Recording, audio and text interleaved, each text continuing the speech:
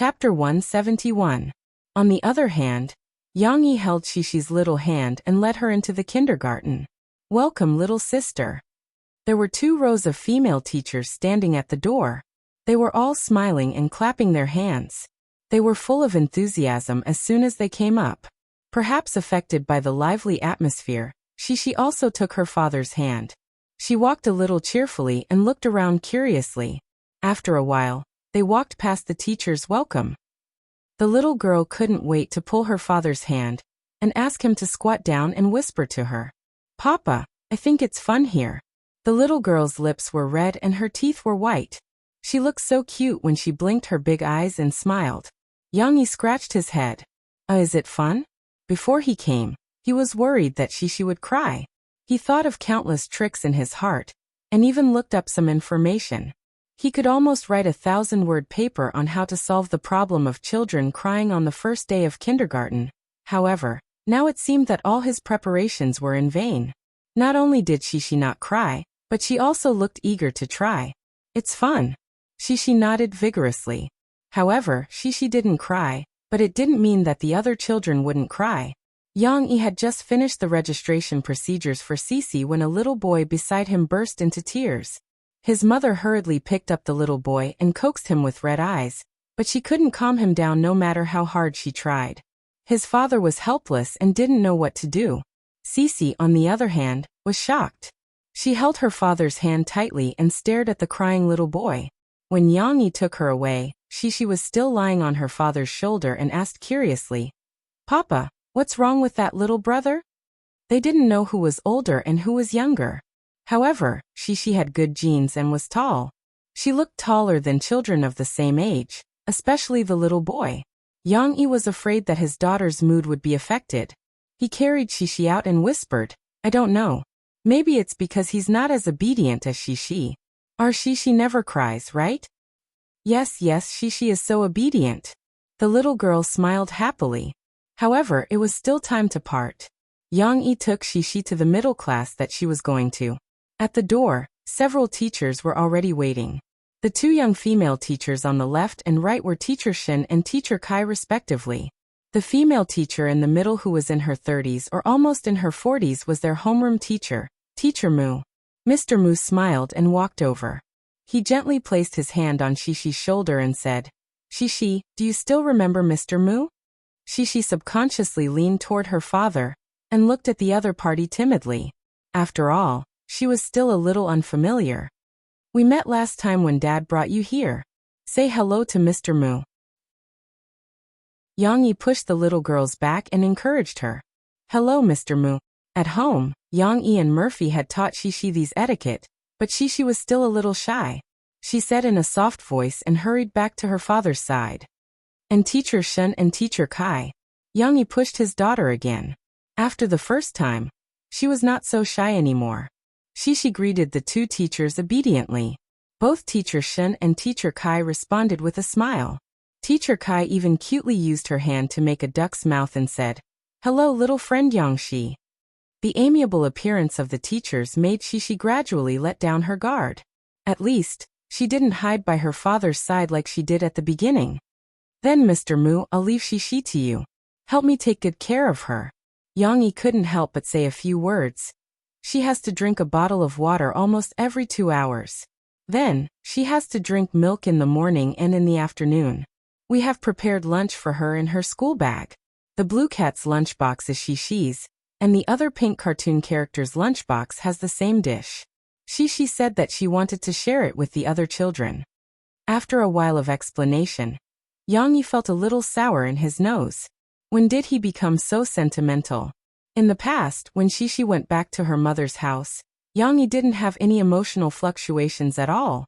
Mr. Mu looked at Yang Yi with a smile and said, Father Yang, please don't worry. We will take good care of your daughter. Of course, don't we have your mobile phone number? If there's anything, we will definitely communicate with your parents in time. That's good. Yang Yi nodded. It was time to say goodbye to Xishi. Yang Yi squatted down and tidied up his daughter's hat. The little girl wearing a bell-shaped hat had never been so beautiful. Daddy is leaving. Xishi, remember to be good and pinky swear with Daddy, okay? Yang-yi said softly. Where is Daddy going? She was a little confused. She realized that something was wrong. Daddy sent you to kindergarten, and then I'm going home. Yang-yi immediately added. But don't worry, Daddy will come to pick up Shishi after school in the afternoon. Shishi's little face finally stopped smiling. She nervously grabbed her father's hand and asked uneasily. Why is Daddy going home? Because Daddy can't accompany you to kindergarten. Yang-yi seemed to feel that his preparation could come in handy. But why can't you? The little girl was so anxious that her eyes turned red. At this moment, she felt as if her father took her to the amusement park to play, but told her that he couldn't play with her. Yang-yi resisted the urge to hold the little girl in his arms and coax her, because the strategy told him that the more he coaxed her, the more she would cry. Therefore, Yang-yi just gently patted Shishi's shoulder and said softly, because in kindergarten, Shishi has to play with the teacher and other friends. Daddy will come to pick up Shishi in the afternoon to go home for dinner. Remember? You pinky swear with Daddy, and you said that you won't cry. Whoever cries is a dog. Yang-yi stretched out his right pinky and shook it. Well, I won't cry. The little girl's tears were rolling down, but she still held it back. She sniffed and said, But I still don't want Daddy to leave. Daddy will wait for you to come back in the evening and tell Daddy about today's fun, so Shishi must have fun with the children, okay? Yang-yi still couldn't help but wipe the corners of his daughter's eyes. As a result, the golden beans rolled down one by one. However, Shishi was still very obedient. Although she was reluctant to leave, and although she was crying, she still nodded vigorously. The strategy also told Yang-yi that he couldn't stay for too long. The more worried and reluctant he was, the more he had to leave. Because the more he let the children see their parents, the more they would cry. One had to know that children were also very smart. As long as their parents were soft-hearted once, they would take advantage of their parents' soft-heartedness and continue to make trouble. Shishi, goodbye. Daddy will come to pick you up in the afternoon. Yang-yi handed Shishi to Teacher Mu. Then, as his daughter waved at him with tears in her eyes, he steeled his heart and turned to leave. When he turned around, he was very forceful. He lowered his head and walked out, afraid that he couldn't help but look back and be reluctant to leave. Chapter 172. Murphy had already returned to the passenger seat. Seeing that Yang-yi had returned, she couldn't wait to ask when he got into the car. How was it? Did Shishi cry? How's her mood? Did she make a fuss? Yang-yi had already adjusted himself. After all, a man's heart was big. He smiled and said, Even if you didn't ask, I wanted to tell you about our daughter. She's really easy to raise. From the beginning, she was always smiling. She didn't even cry when other children cried. She didn't cry? Murphy's expression was a little disappointed. She cried. Later, when she found out that I didn't accompany her to kindergarten, she still cried. But she was still very obedient and kept holding back her tears. She only cried when I left. Yang-yi thought of his daughter's strong little face and felt very gratified in his heart. However, Murphy's nose twitched when she heard that. She pursed her lips and reached out to hit Yang-yi. She said angrily, You're still laughing? Our daughter is crying, and you're still laughing. How can you laugh? Yang-yi grabbed her hand and complained, I'm not laughing. I just think that Shishi is much better than other children. You didn't see how tragic the other children were crying. The sound was so loud that it almost lifted the ceiling. Then her mother was like that too. She probably felt bad when she heard the crying. And then tears flowed down her face. Yang-yi used this as a topic to talk about with Murphy after a meal, but he didn't notice that Murphy's expression had turned from cloudy to stormy. Oh, I'm also Mom. I feel bad too. Murphy had been holding it in for a long time. When Shishi got out of the car, she suppressed this worry and reluctance in the bottom of her heart. Now that Yang-yi said that, it all came tumbling out. Murphy couldn't help but burst into tears at first. Then she choked with sobs and complained, choking with sobs. What's wrong? Yang-yi was ready to start the car. Now he didn't even have time to insert the key. He turned around and wanted to comfort Murphy. However, Murphy was crying even harder than the last time she cried when Yang-yi angered her. Yang-yi felt a little helpless. He had done a lot of homework before, but none of it was to comfort the adults. It's all your fault for saying those things and making me cry. Murphy's face was filled with tears as she pouted. She turned around and punched Yang Yi's chest. Yang Yi didn't know what was going on, but he pulled her into his arms. Oh! Murphy's cries came to a halt. Obviously, she didn't think that Yang Yi would be so bold. Her small fist was placed in front of Yang Yi's sturdy chest, and she forgot to hammer it down. Well, cry. You'll feel better after you cry. Yang Yi's soft voice sounded in her ears. It has to be said that Murphy's worry about Shishi still prevailed. She cried in Yang Yi's arms again and choked with sobs. Yang Yi, I'm worried about Shishi. It's okay. Yang Yi patted Murphy's thin back and softly coaxed. There will always be such a process. Later, when she gets used to it, she won't cry anymore. But I can't bear to let her leave home. Murphy sobbed in Yang Yi's arms. Thinking about it makes me sad. Yang Yi was puzzled and asked, when a child grows up, it's important for her to leave her parents' wings. Besides, didn't you want Shishi to go to kindergarten in the beginning? Ouch! Yang Yi felt that the soft flesh on his waist was pinched. This time Murphy didn't pick a place with muscles. She found a piece of flesh that wasn't so hard and pinched. Being attacked, Yang Yi subconsciously tightened his muscles, which drove Murphy's little hand away. Even so, he still knew that he said the wrong thing. He quickly corrected himself and said, Don't worry, I'm here, right? If you're really worried, I won't go anywhere today. I'll climb to the roof and secretly guard. I won't let anyone touch Shishi. Murphy shook her head. Yang Yi smelled her slightly curly hair, which exuded a faint fragrance a bit like lily. Then tonight, I'll pick up Shishi and ask her about her situation. I'll call you to tell you. Or I'll let Shishi call you. Anyway, you don't have to worry about anything. You just need to know that I'm here for everything. Yang Yi said. Under Yang Yi's comfort, Murphy gradually stopped crying. She just gently sobbed in Yang Yi's arms. After a while she said, I won't go back today. I told Xiaowan that I'll wait for Shishi. Yang Yi was stunned and said with some joy, That's great. When we go back, I'll make you a special meal for lunch. Then, we'll pick up Shishi together in the afternoon. If Shishi sees you, she'll be very happy. Murphy was in Yang Yi's arms.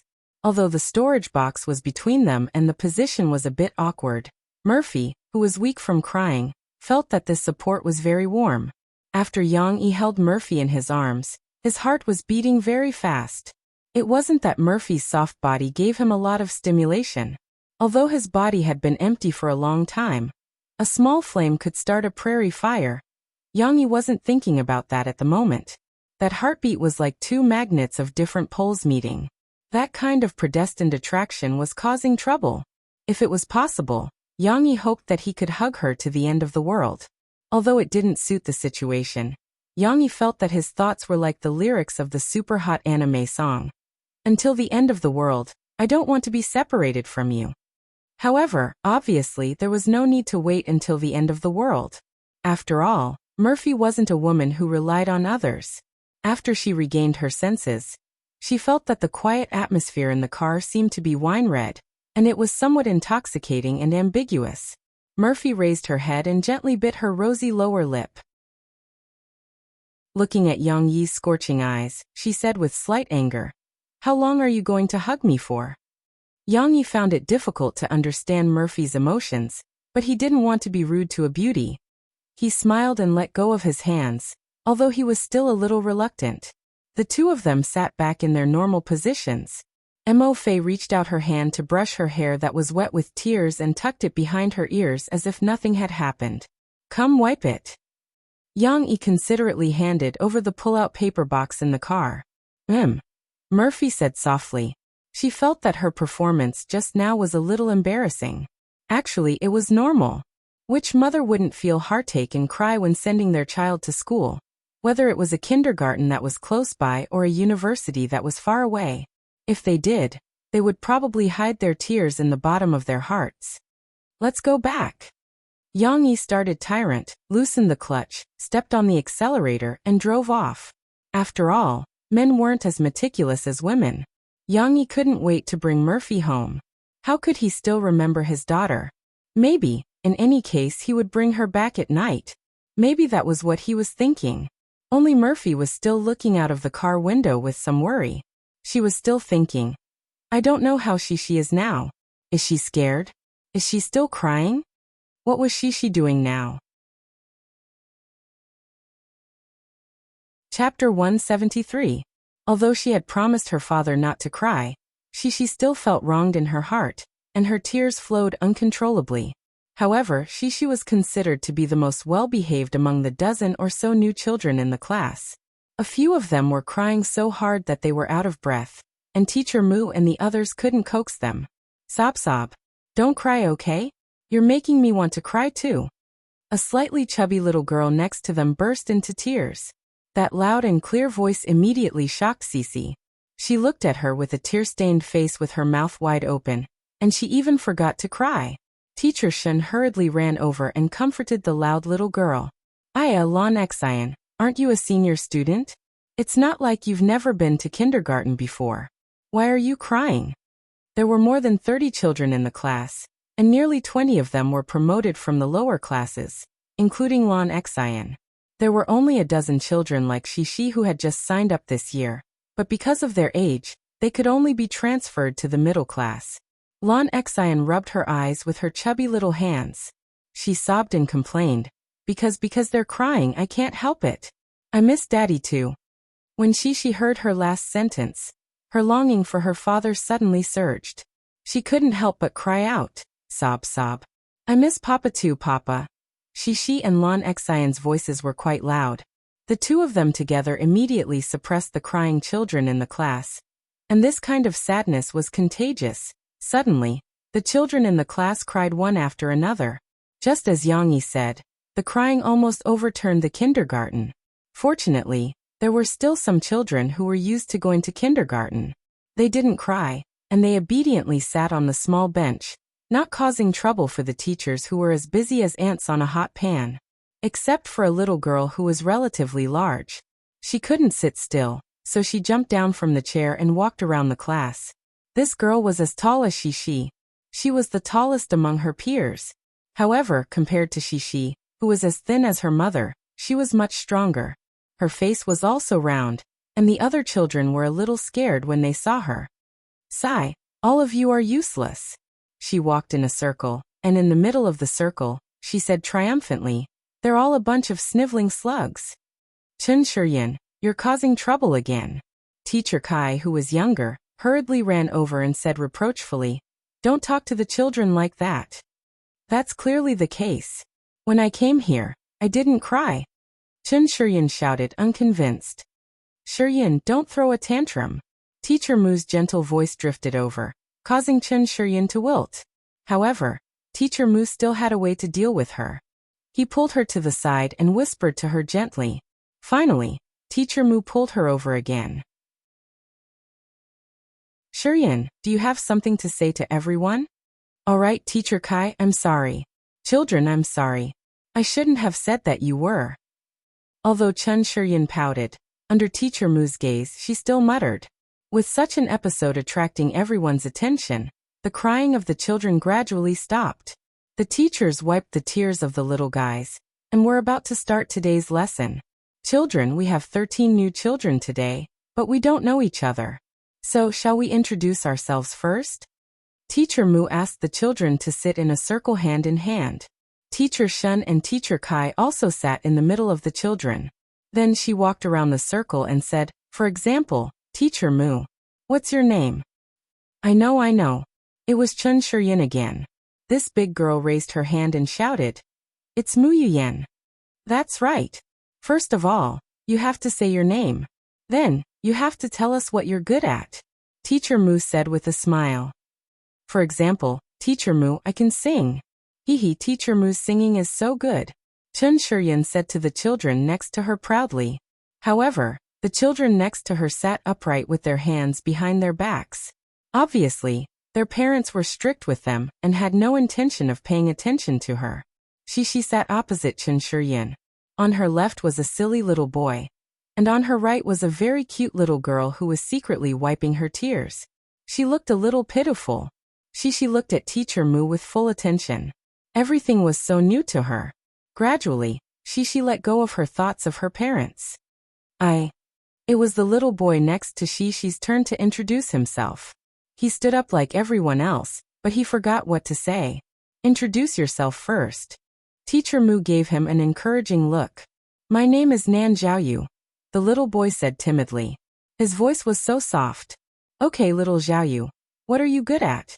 Teacher Mu continued to remind him gently.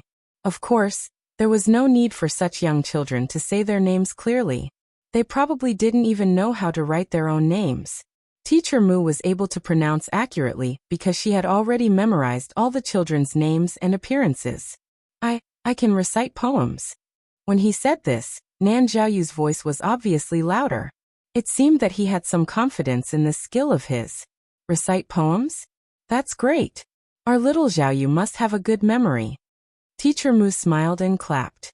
Let us once again welcome Nan Xiaoyu to our family of middle class. The applause was very enthusiastic. These children were very energetic when doing something together. The little boy sat down amidst the applause, his chest straight. Finally, it was Shishi's turn to introduce herself. The little girl stood up and pinched the hem of her skirt nervously. Teacher Mu was still worried that she didn't know what to say and wanted to remind her, but Shishi still opened her mouth. My name is Shishi. No. Shishi thought of something, waved her hand with a red face and said, my name is Yang Shi, because my papa is also Yang. His name is Yang Yi, and then he will call me Shishi. The little girl was a little confused when organizing her words. After all, she was still young, but it was rare for her to speak clearly, unlike the other children who stuttered. Then I can draw. Papa taught me to draw very beautiful pictures, and I can sing. After Shishi finished speaking, she stood there at a loss. She didn't know how to end it. Fortunately, Teacher Mu helped her out. Very good, our little Yang Shishi, introduced herself very well. Let's applaud and welcome her to join us. After a burst of applause, Shishi sat down happily. The little girl beamed with joy, and was in a particularly good mood. She began to have a positive evaluation of kindergarten life. At this moment, it was the little girl's turn to introduce herself. With tears still hanging from her eyelashes, she was even more bashful than Nan Xiaoyu just now. Under Teacher Mu's encouragement several times, she finally said her name in a soft voice. My name is Yang Luoqi, my father calls me Chi-Chi. Chapter 174. The morning class was shortened due to reporting matters and comforting the crying children. Teacher Mu let the children do a round of self-introduction. In the middle of the class, they took a break to let the children drink water and milk. Then they played a small game. It was almost lunchtime. The lunch brought by the children had to be heated up, so Teacher Mu and Teacher Shun went out to the kitchen to help, leaving Teacher Kai to look after the children.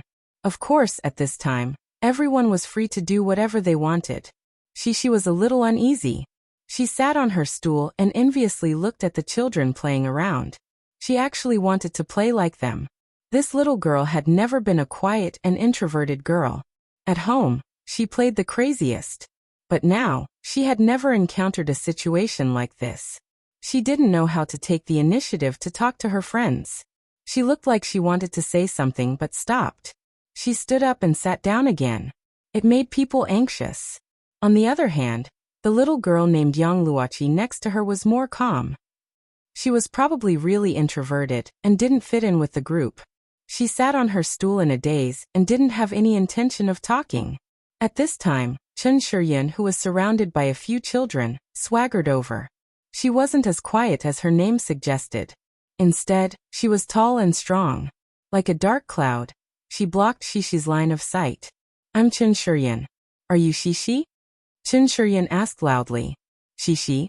This pronunciation made Yang Luoqi, who was next to her, subconsciously raise her head and look at Chen Shiyun in confusion. Mom said it was impolite to sit and talk to others. Shishi quickly stood up. The little girl nodded happily, and then said a little nervously, Yes, I'm Shishi. Are you here to be friends with me? Previously, Shishi and Chen Shiyun were about the same height. But when the two stood side by side, she saw that there was still a little gap. Shishi was a little taller, not by much, about the size of an adult's finger. However, if they didn't stand together, Chun Shiryan's broad shoulders and thick waist made her look as tall as Shishi. When Chun Shiryan saw that Shishi was taller than her, she felt a little depressed. However, she was still a child after all. She only cared about talking to Shishi. Well, I want to be friends with you, but you have to listen to me in the future. Why? Shishi asked in confusion. My papa said that I should listen to the teacher. You can choose not to listen to your teacher, but you must listen to me. Chun Shiryan was not happy. She put her hands on her hips and said, they all listen to me. Why don't you listen to me? No, my papa said that I have to listen to the teacher. Shishi pouted. She didn't like other people's fierce look. Then I don't want to be your friend anymore. Chun Shiryan snorted and proudly said. Sisi was stunned. She didn't expect to be threatened like this, but it was as if something she loved had been snatched away. The little girl suddenly felt very wronged. She pursed her lips, and tears were about to fall from her eyes. Chun Shiryan, don't bully others. At this time, a messenger of justice came out. It was Lan Xian, the little girl with a particularly loud voice. She was a little chubby. She ran over angrily, took Shishi's hand and said, if you make her cry, I will tell Teacher Mu. Teacher Mu was Chun Shiryan's nemesis. The tall and strong little girl suddenly withered. She muttered, who said that I bullied her? I was just playing with her. Forget it. Let's go somewhere else to play. Chun Shiryan's appeal was quite strong. In an instant, 3 or 4 children who surrounded her ran away with their heads held high. Lan Xian turned her head and said to Shishi, don't be afraid. Chun Shiryan likes to bully others. If we tell Teacher Mu, she won't dare to bully us. Shishi still pursed her lips and cried, but they don't want to be my friend anymore. Lan Xian scratched her head anxiously. Oh, don't cry. If you cry, I also want to cry. She was right. Her eyes were a little red, but this time, Lan Xian had an idea and said, I can be your friend. Shishi stopped crying at once. Her delicate little face was like a pear blossom in the rain, but there was a surprised expression on her face. She grabbed Lan Xian's hand and asked, really? Really? Lan Xian smiled and said, but you have to tell me your name. I don't even know your name. The fat little girl didn't even know who Shishi was, and she ran over to speak up for her. Shishi smiled brightly and said sweetly, you're so nice. My name is Yang Shi, but you can also call me Shishi. My papa calls me Shishi. What's your name? Lan Xian also happily took Shishi's hand, jumped and said, my name is Lan Xian. My mother calls me Xian Air. You can also call me Xian Air. Hehe, okay, Xian Air, you can also call me Shishi. The little girl added nervously, are we good friends now? Yes, we are good friends. Lan Xian nodded and said. The 2 little girls happily held each other's hands and jumped on the ground. After making a friend, Shishi was in a good mood. Although there were still traces of tears on her face, her eyes were smiling and her mouth couldn't close. However, she was still not satisfied. This time, she took the initiative to pull Lan Xian to the little girl who was sitting next to her and asked, do you want to make friends with us? Yang Luoqi stood up nervously and looked at Shishi and the others at a loss. Shishi, you shouldn't ask like that. Lan Xian said. It's not polite. Teacher Mu said that we should greet others first and say hello. Well, I'm sorry. I should say hello. Shishi turned to Yang Luoqi and said, hello. Yang Luoqi shyly waved her right hand. She was really introverted. When talking to strangers, she was so nervous that her mind went blank. Shishi learned it this time. She asked first, hello, my name is Shishi. She is Xian Air. What's your name? My name is Yang Luoqi, but my father calls me Chi-Chi. Yang Luoqi said nervously. Chi-Chi, Shishi, haha, your names are so similar. Lan Xian laughed. Her laughter was so loud that it could be heard through the wall. You are both surnamed Yang. I thought you were sisters. Hehe, Chi-Chi, we are really like sisters. But if we are sisters, then I am the elder sister. Shishi said happily. Because I am older. Yang Luoqi smiled shyly. She didn't know how to answer, but she was infected by their enthusiasm and didn't become impatient. Then Chi-Chi, can we be friends? The three of us can be good friends, okay? Chi-Chi asked. Young Luochi's beautiful eyes showed a desire. She asked in a low voice, can we? Of course. We are all good friends in the future. Lan Xian pulled her over and said with a smile. Chi-Chi was the happiest. She suddenly had two good friends. Chapter 175. Hint. It should be 710. I made a mistake. I can't change the title. There are more. When it was time for lunch, Chi-Chi's circle of friends had increased to 4. In addition to Lan Xian and Yang Luochi, there was also Nan Zhaoyu. This shy little boy was also pulled over by the 3 little girls to play together. My papa's cooking is delicious. Mom asked me to bring an extra portion so that we can eat together. Cece told her friends early on that she was really happy to have met so many good friends. She really wanted to take out the things she liked to share with her friends. But my dad also brought me lunch. Yang Luochi said regretfully, I can't eat that much. I also brought food. Nan Zhaoyu said weakly. Then I'll eat with Chi-Chi. Lan Xian said with a smile. I also brought food, but I can eat a lot. It's okay, we can all eat together. Chi-Chi smiled sweetly. My papa is very good. The food he cooks is super delicious. There's a lot of meat. I like chicken wings the most. I like it too. Lan Xian, the little fat girl, was drooling. Teacher Shun and Teacher Kai led the children to the dining area. It was a large dining hall. Every child from every class had to come. There were white, clean tables and long brown stools. They were arranged neatly, and it was very lively. Children, you have to wash your hands first, then you can eat. Teacher Mu smiled gently, clapped his hands and said softly. Chi-Chi and the others lined up and washed their hands at the sink one after another. Chi-Chi looked around curiously and learned from everyone else to turn on the tap and wash her hands. However, Chi-Chi washed very carefully. She paid attention to personal hygiene at home under the request of her father and mother. Lan Xian was more careless. She washed casually and couldn't wait to leave the line. She ran to Teacher Mu and said, Teacher Mu, can I sit with Chi-Chi, Chi-Chi and Nan Zhaoyu? Hey Xian, why? Teacher Mu asked with a smile. Don't you want to sit where you used to sit? No, we're good friends, and we want to sit together and eat. Lan Xian explained. Then Chi-Chi said that she wanted to share her father's cooking with us. I want to eat it too. Teacher Mu rubbed Lan Xian's forehead with a smile and said, Okay, I'll arrange you to sit together later. Sure enough, after a while, Chi-Chi and the others were arranged to sit at a table by the teachers. Lan Xian happily sat next to Chi-Chi, while Yang Luochi sat on the other side of Chi-Chi. Nan Zhaoyu was more miserable, so he could only sit on the opposite side. Let me tell you guys, Mr. Mu is a really nice person. Lan Xian happily said a few more words until Mr. Shen and Mr. Kai distributed the food to all the students. Teacher Shen and Teacher Kai didn't make a mistake, because it was quite easy to recognize. When parents reported in the morning, they were asked to put their children's names on the lunch boxes. Chi-Chi got her 2 boxes of food. She happily opened the blue cat lunchbox. This lunchbox had a built-in mechanism. As long as she pressed a button, it would open by itself. Each layer was spread open, a bit like an automatic pencil box used by primary school students. The bottom layer was white rice. It didn't look as good as when it was just steamed, but it was still fragrant after being heated. The middle layer was mainly vegetables. In order to let Chi-Chi eat more vegetables, Yang put in a little more effort to make a combination of meat and vegetables, fresh shrimp and vegetable rolls.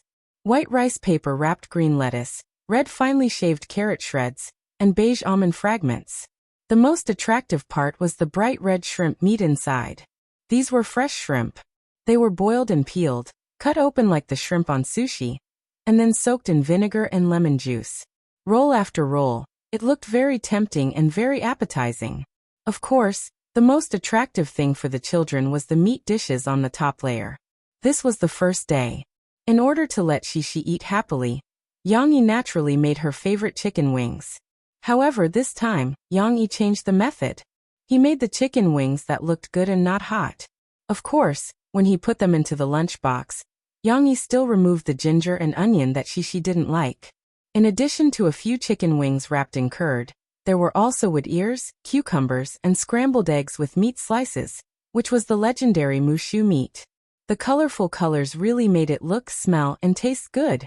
Wow, it looks delicious, Lan Xian said with her eyes shining. Nan Zhaoyu looked at Shishi's lunch, and then looked at his own lunchbox. The white rice was covered with a few poor cabbages and a few pieces of dismal meat. In comparison, it was too horrible to look at. He couldn't help but nod in agreement, and he kept swallowing his saliva. Not only were the meals of her friends not as good as Shishi's, but the lunch of the other two boys sitting at the table was also not as good as Shishi's. Shishi was busy opening the second lunchbox. It opened automatically, and the internal structure was exactly the same. However, there was no rice inside. Everything else was the same as Shishi's lunchbox, but there were a few more chicken wings at the bottom. Yang Yi guessed that the children's favorite food should be chicken wings, so he specially took more. Okay, let's eat together. Shishi happily clapped her hands in front of her chest. Looking at the food, she also felt her stomach growling, but the little girl still didn't forget to call her friends. I want to eat chicken wings. Lan Xian swallowed her saliva and stretched out her chopsticks to pick up a chicken wing. She had already taken a fancy to the largest chicken wing in the red lunchbox, so she wanted to be the first to eat. After putting it back into her lunchbox, the chubby little girl felt a little embarrassed. She pushed her lunchbox and said to Shishi, Shishi, do you want to try the eggplant my mother made? Shishi nodded happily and said, well, I'll eat a piece too. In fact, the chubby little girl thought that it would be best if Shishi ate all of them, and then she would eat Shishi's portion. Wow, it would be too wonderful. Young Luoqi ate in small mouthfuls. Although it wasn't elegant for a child to eat, her movements were still relatively small. She wasn't like the chubby little girl who ate so much that rice grains flew everywhere. She also wasn't like Cece who ate for a while and had oil stuck to her face.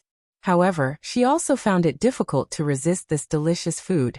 After being reserved for a while, she whispered, Shishi, can I eat one too? I want to eat this.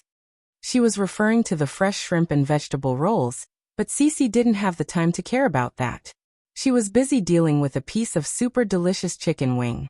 Both of her little hands were moving, and she said vaguely, eat. Seeing Yang Luoqi moving her chopsticks, the reserved Nan Zhaoyu couldn't help but pick up a piece of chicken wing. The two little boys at the same table were also swallowing their saliva crazily. They all felt that their food was tasteless. Finally, one of them couldn't help but reach out his chopsticks hesitantly. Pa! Halfway, it was intercepted by a chubby little hand.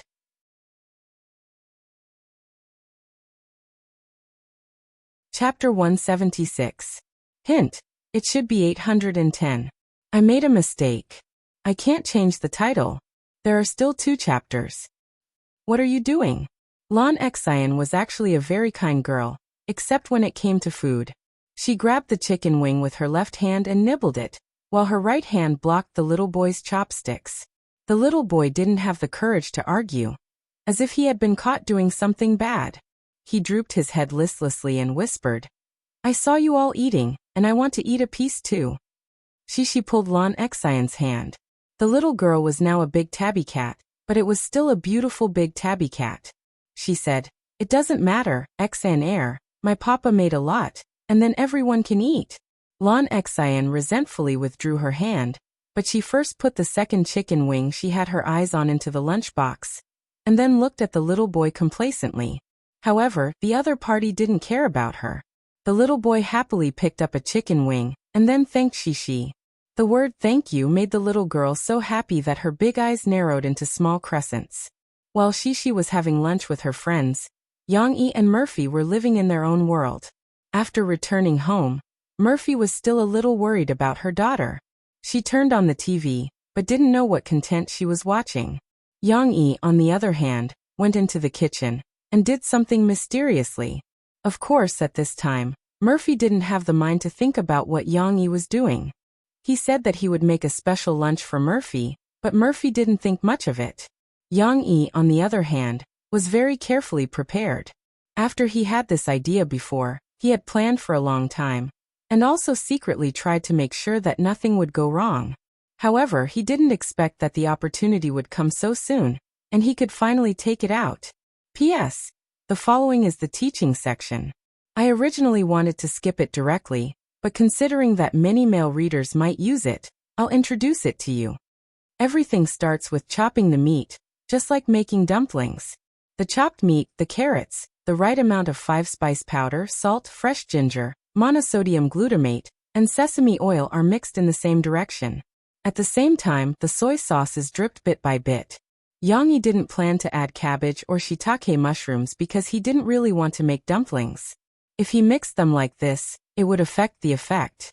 However, Yang still took out the cabbage. He cut off the leaves and left the stalk, as well as the carrot and cucumber. The latter two were cut into slender slices as thin as cicada wings with a slanted knife. Ignite the fire, take out the pot, boil the water, and wait for the water to boil. Add in the cabbage stalks, carrot slices, and cucumber slices. Boil the carrot slices and cucumber slices for about 30 seconds before removing the water. Boil the cabbage stalks for 2 minutes to ensure that they are softened before removing the water. Next, it was a test of knife skills. With Yang Yi's skills, he could only use the slanted knife to cut out 2 thin layers of skin from the cabbage stalks. The middle layer couldn't be used. This thin layer of cabbage skin looked crystal clear and had more texture than rice paper. Or rather, it was more like a flower petal. That's right. Next, Yang Yi had to pinch the meat filling into small strips, and then wrap it with the cabbage stalks. The top had to be open wide, and the tail had to be slightly narrowed. One couldn't see anything, but when Yang Yi placed the cabbage skin wrapped in the meat filling to make a circle around the edge of the large white plate, the embryonic form had already appeared. Next, the cooked carrot slices and cucumber slices were wrapped in the meat filling in the same way. The green roses were wrapped in the second circle, and then the pink roses were filled in the middle. To decorate, Yang Yi sprinkled a little yellow pepper in the middle. Of course, this wasn't the last step. He still had to steam the meat filling in the steamer. This would take around 15 minutes. After steaming, it was basically ready to eat. However, Yang Yi was a person who strived for perfection. He also poured out the soup from the steamer into the wok, lit the fire and boiled it. Then he poured in water and starch. This process was called thickening. After the soup boiled again, he turned off the heat and poured the soup evenly over the flowers. Instantly, the colorful flowers seemed to have come to life. The crystal-clear dewdrops were very lovable. Time for lunch. Yang Yi pulled Murphy to the dining table. The two of them sat at the side. Murphy also recovered. She looked at the table. There was a dish covered with a spherical lid. She didn't know what it was. Then there was a clean plate in front of each of them. There was also a bowl of prepared sauce. This was simply too simple. Murphy had eaten so many meals at Yang Yi's house, but she had never seen such a simple meal. There was no main dish, and there was only one dish. However, Murphy didn't mind. She was curious about what was under the large hemispherical lid. After all, Yang Yi said that he had prepared it carefully. "Oh, did you make steak? That's not right. Why didn't I smell the steak?" Murphy asked curiously. It really seemed like they were going to eat steak. It was a very Western dining style. When eating, the sauce could be poured over the steak. Of course, some people like to eat with it. However, it didn't seem like it. Murphy saw that there were chopsticks beside the plate, and not a knife and fork. "It's not steak." Yang Yi pulled out the chair in a gentlemanly manner, and served Murphy to sit down. Then he poured fresh orange juice for Murphy. Yes, it seemed like a waste of a glass, but since that incident, Murphy didn't want to touch wine anymore. "Thank you." Murphy saw that Yang Yi was so serious. She found it funny and also became elegant. Yang Yi leaned forward slightly and pressed his right hand on the spherical lid.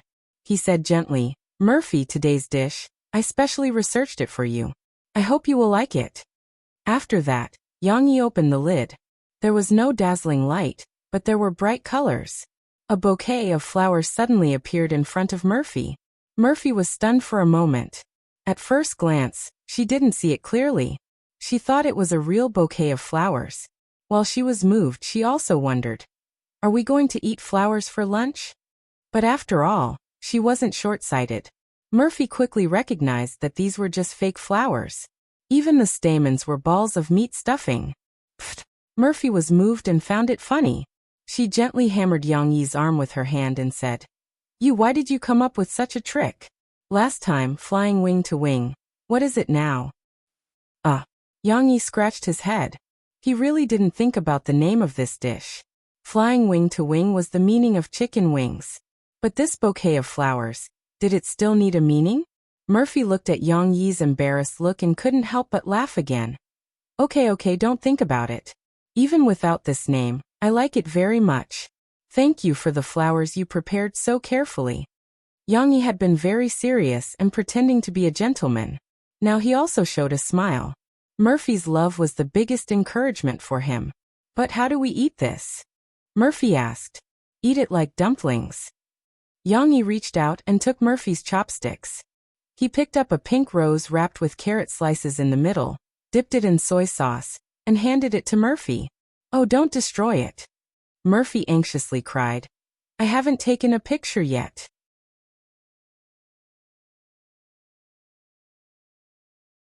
Chapter 177.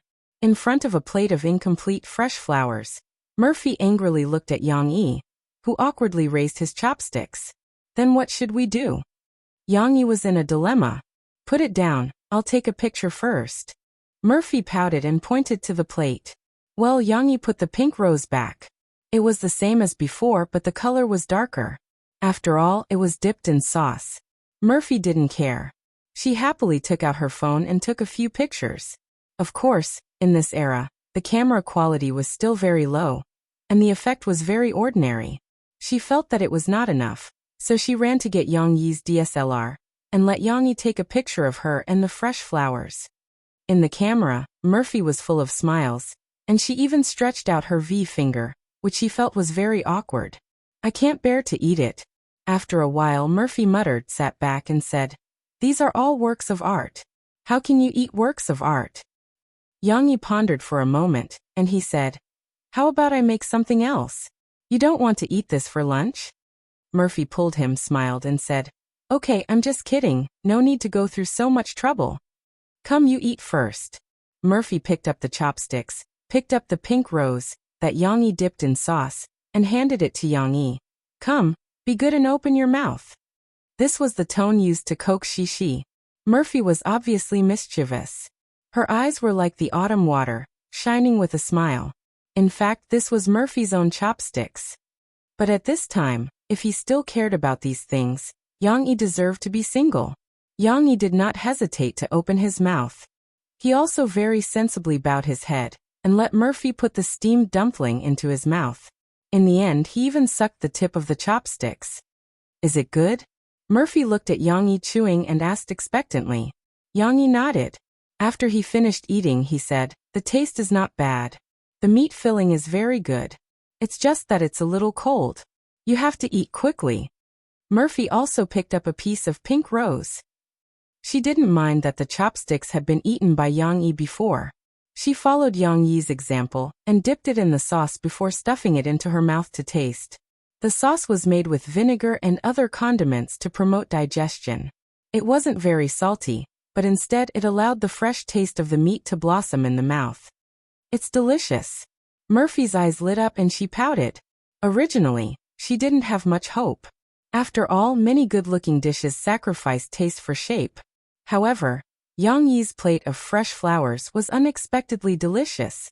Moreover, Yang Yi's meat stuffing was not only delicious, but it also solidified the water content. It was even more delicious than ordinary dumpling stuffing. Is that so? Yang Yi said with a smile. Mo Fei's affirmation made him feel that it was worth it to spend a lot of effort to make this dish. You eat too. Murphy picked up another pink rose, dipped it in the sauce and sent it over. Yang Yi was stunned. He didn't expect Murphy to pick it up for him. He bowed his head and took another bite. Mo Fei took back the chopsticks at this moment, and an imperceptible blush appeared on her cold face. Only then did she remember that she had just eaten the chopsticks. Then, the two of them kept going back and forth, Didn't that mean that they had indirectly kissed? In order to cover up her inner shame, Murphy bowed her head to capture the other fresh flowers. However, she encountered a problem with the green rose. The thin slices cut out of the cucumber were not so long, and they were very crispy.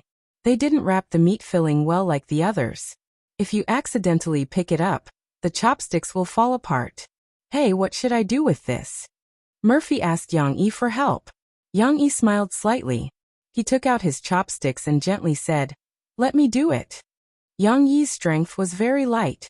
The chopstick steadily picked up a green rose, dipped it in the sauce, and handed it to Murphy. "This is also good. I've picked it up for you twice. This time, it's your turn to pick it up for me." Murphy blushed and said while eating the green rose. "Cucumber is also very delicious," Murphy said while chewing. "Then try the cabbage." Yang Yi continued to pick for Murphy. Murphy didn't only eat by herself. Her interest was piqued by Yang Yi. She smiled and also picked it up for Yang Yi. The two of them fed each other, and the big plate of fresh flowers was quickly wiped out. In the end, the two of them even used their hands. Yes, Murphy couldn't pick up the green rose, so she directly picked one up. Without dipping it in the sauce, she stuffed it into Yang Yi's mouth. She even giggled and said, "I'm full. The rest is yours. You have to finish it, understand?" Yang Yi nodded, but before he could finish the one in his mouth, Mo Fei stuffed another one into his mouth. She was still using her hands, trying to stuff Yang Yi's mouth full as if she was pranking him. Yang Yi had no choice but to grab Mo Fei's hand. He and Mo Fei stared at each other. At first, Mo Fei was still giggling as if she had been caught doing a prank. But later, when they looked at each other like this, he felt that the temperature between them had risen a little, and the air between them seemed to be conducting electric current. Murphy pursed her lips. She didn't know why, but her heart was beating wildly. "Murphy." Yang Yi finally finished eating. He couldn't help but lick his lips and said softly, "And." Murphy's hand was gently held by Yang Yi. In fact, she could have broken free if she pulled back, but Murphy didn't. She looked at Yang Yi's burning eyes and was a little flustered. "Murphy, let's be together, okay? I like you." Yang Yi actually didn't have the intention to confess again. But after he held Murphy's hand, he couldn't resist the impulse in his heart. This was not something that could be expected. When Mo Fei saw Yang Yi's eyes that were filled with love, she was already mentally prepared. She bit her lower lip. Although she couldn't fake her expression, her mouth was still stubborn. She still pretended to be cold when she said, "That won't do. How can I let you off so easily?" But this wasn't her original intention. After saying it, she immediately added, "At the very least, you have to write a new love poem for me on the spot. I'll only agree if I'm satisfied. And I can't agree to it so easily. Men usually don't cherish things that are too easy to get. I'll just set up a small obstacle for him." The woman thought she was smart. Yang Yi was actually a little disappointed at first. But after hearing Murphy's addition, he was overjoyed. However, Murphy was worried about her own gains and losses. Will it be too difficult to write a poem? What if he can't write it? Hence, Murphy changed her words. "Or you don't have to write a poem. You can draw a comic instead. Just draw the shape of 'I love you.' It has to make me happy." Perhaps Yang Yi could do this? However, Yang Yi quickly shook his head and said, no need to change. I'll read a poem for you now. I'll write it for you."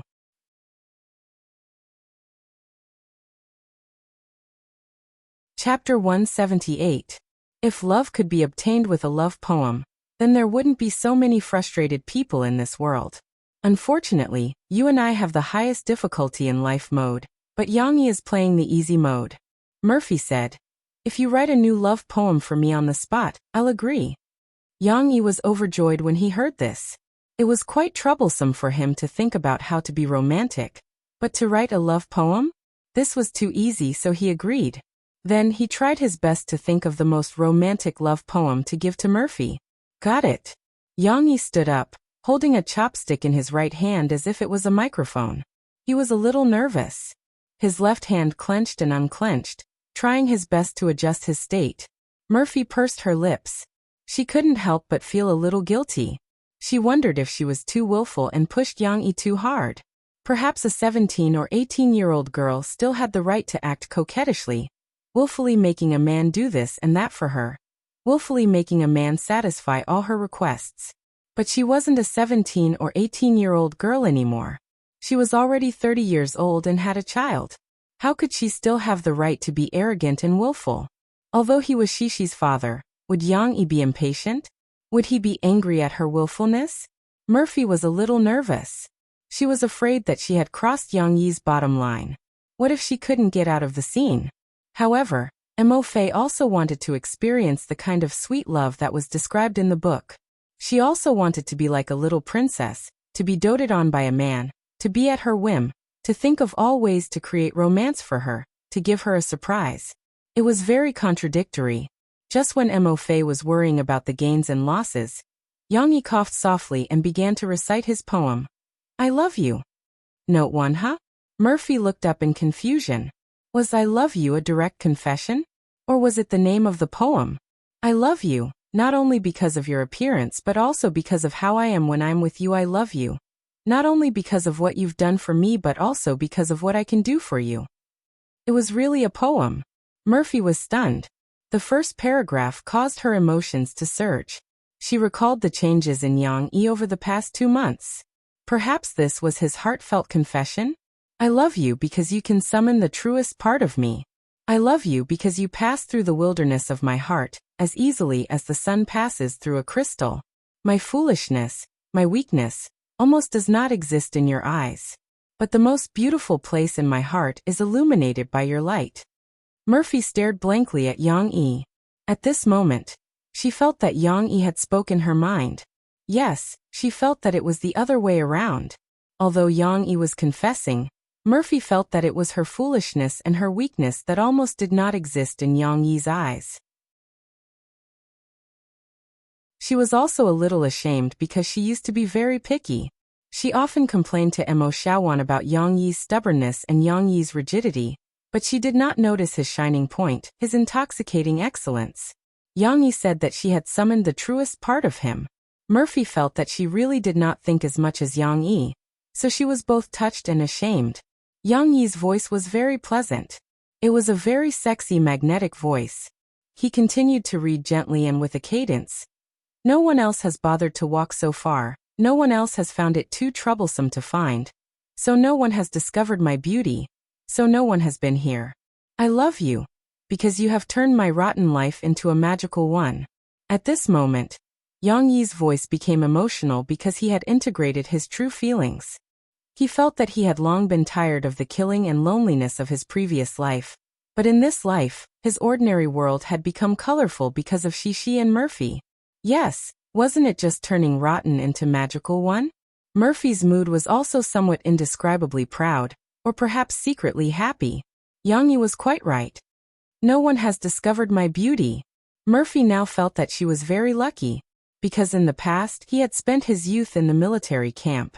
Not long after he came out he met her. Although the cause of their meeting was not good, and the process was very subtle, now it seemed that the result was good. Fate had tightly tied them together, and did not let other flirtatious sluts take him away. Only in this way would she have the chance to discover Yang Yi's excellence. This man was single-minded and had never been a womanizer. This man took care of his family. He took care of his daughter without any complaints or regrets. He was even better at housework than a woman. This man was brimming with talent. He could write best-selling novels, write sweet love poems, cook well, and tell interesting stories. This man was also very romantic.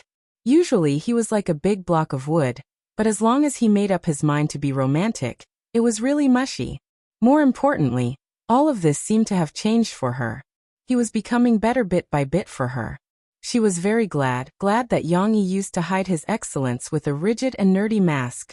She was glad that she could gradually unearth his beauty. Because with you my life is no longer an ordinary inn, and has become a magnificent temple.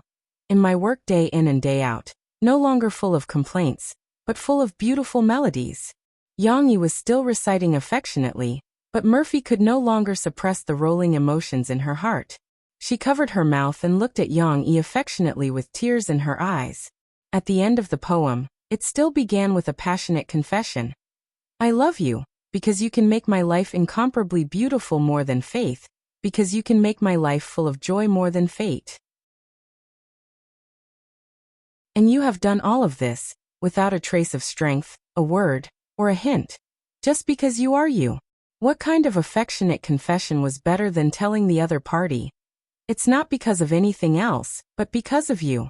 You made everything beautiful for me, so I love you. Murphy understood Yang Yi's poem. She was crying. She was so touched that she couldn't speak. She didn't know what to say. Yang Yi was a little nervous. He asked carefully, "How is it? Is this poem okay?" Murphy nodded, shook her head, and nodded again. Yang Yi was confused. What did this mean? Okay or not? However, Yang Yi thought that Murphy would only agree to him if she was satisfied. It seemed that this tearful expression couldn't be considered as satisfaction. It's okay if it's not okay. I still have more. Yang Yi was determined today. Even if he had to memorize all the poems from his previous life, he would make Murphy satisfied. He raised his chopsticks again and recited affectionately, "How I wish there was a door in the morning. The sun shines on the grass we stand holding on to our door. The door is low, but the sun is bright. The grass is bearing its seeds. The wind is shaking its leaves. We stand and don't speak. It's very beautiful." Note 2. It was another classic. Yang Yi was painting a beautiful picture, a picture of the two of them being together, a picture of happiness. In fact, it already existed.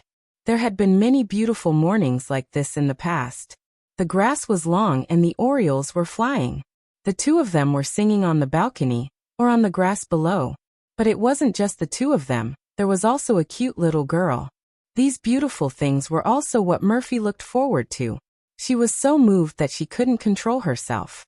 Tears blurred her vision and happiness blocked her voice in her throat. She could only shake her head vigorously. Still not okay? Yang Yi misunderstood. He scratched his head and said seriously, "Then I'll continue." I said no need. I'm satisfied. I promise you. Murphy choked and shouted, but her voice was distorted. Yang Yi heard it vaguely. He asked doubtfully, "What did you say?" I said, "I love you." Murphy stamped her feet and stared. She wiped her tears and said angrily. Yang Yi heard it clearly this time, but he couldn't believe his ears. "Ah? You, what did you say?" Ugh. This time he couldn't speak.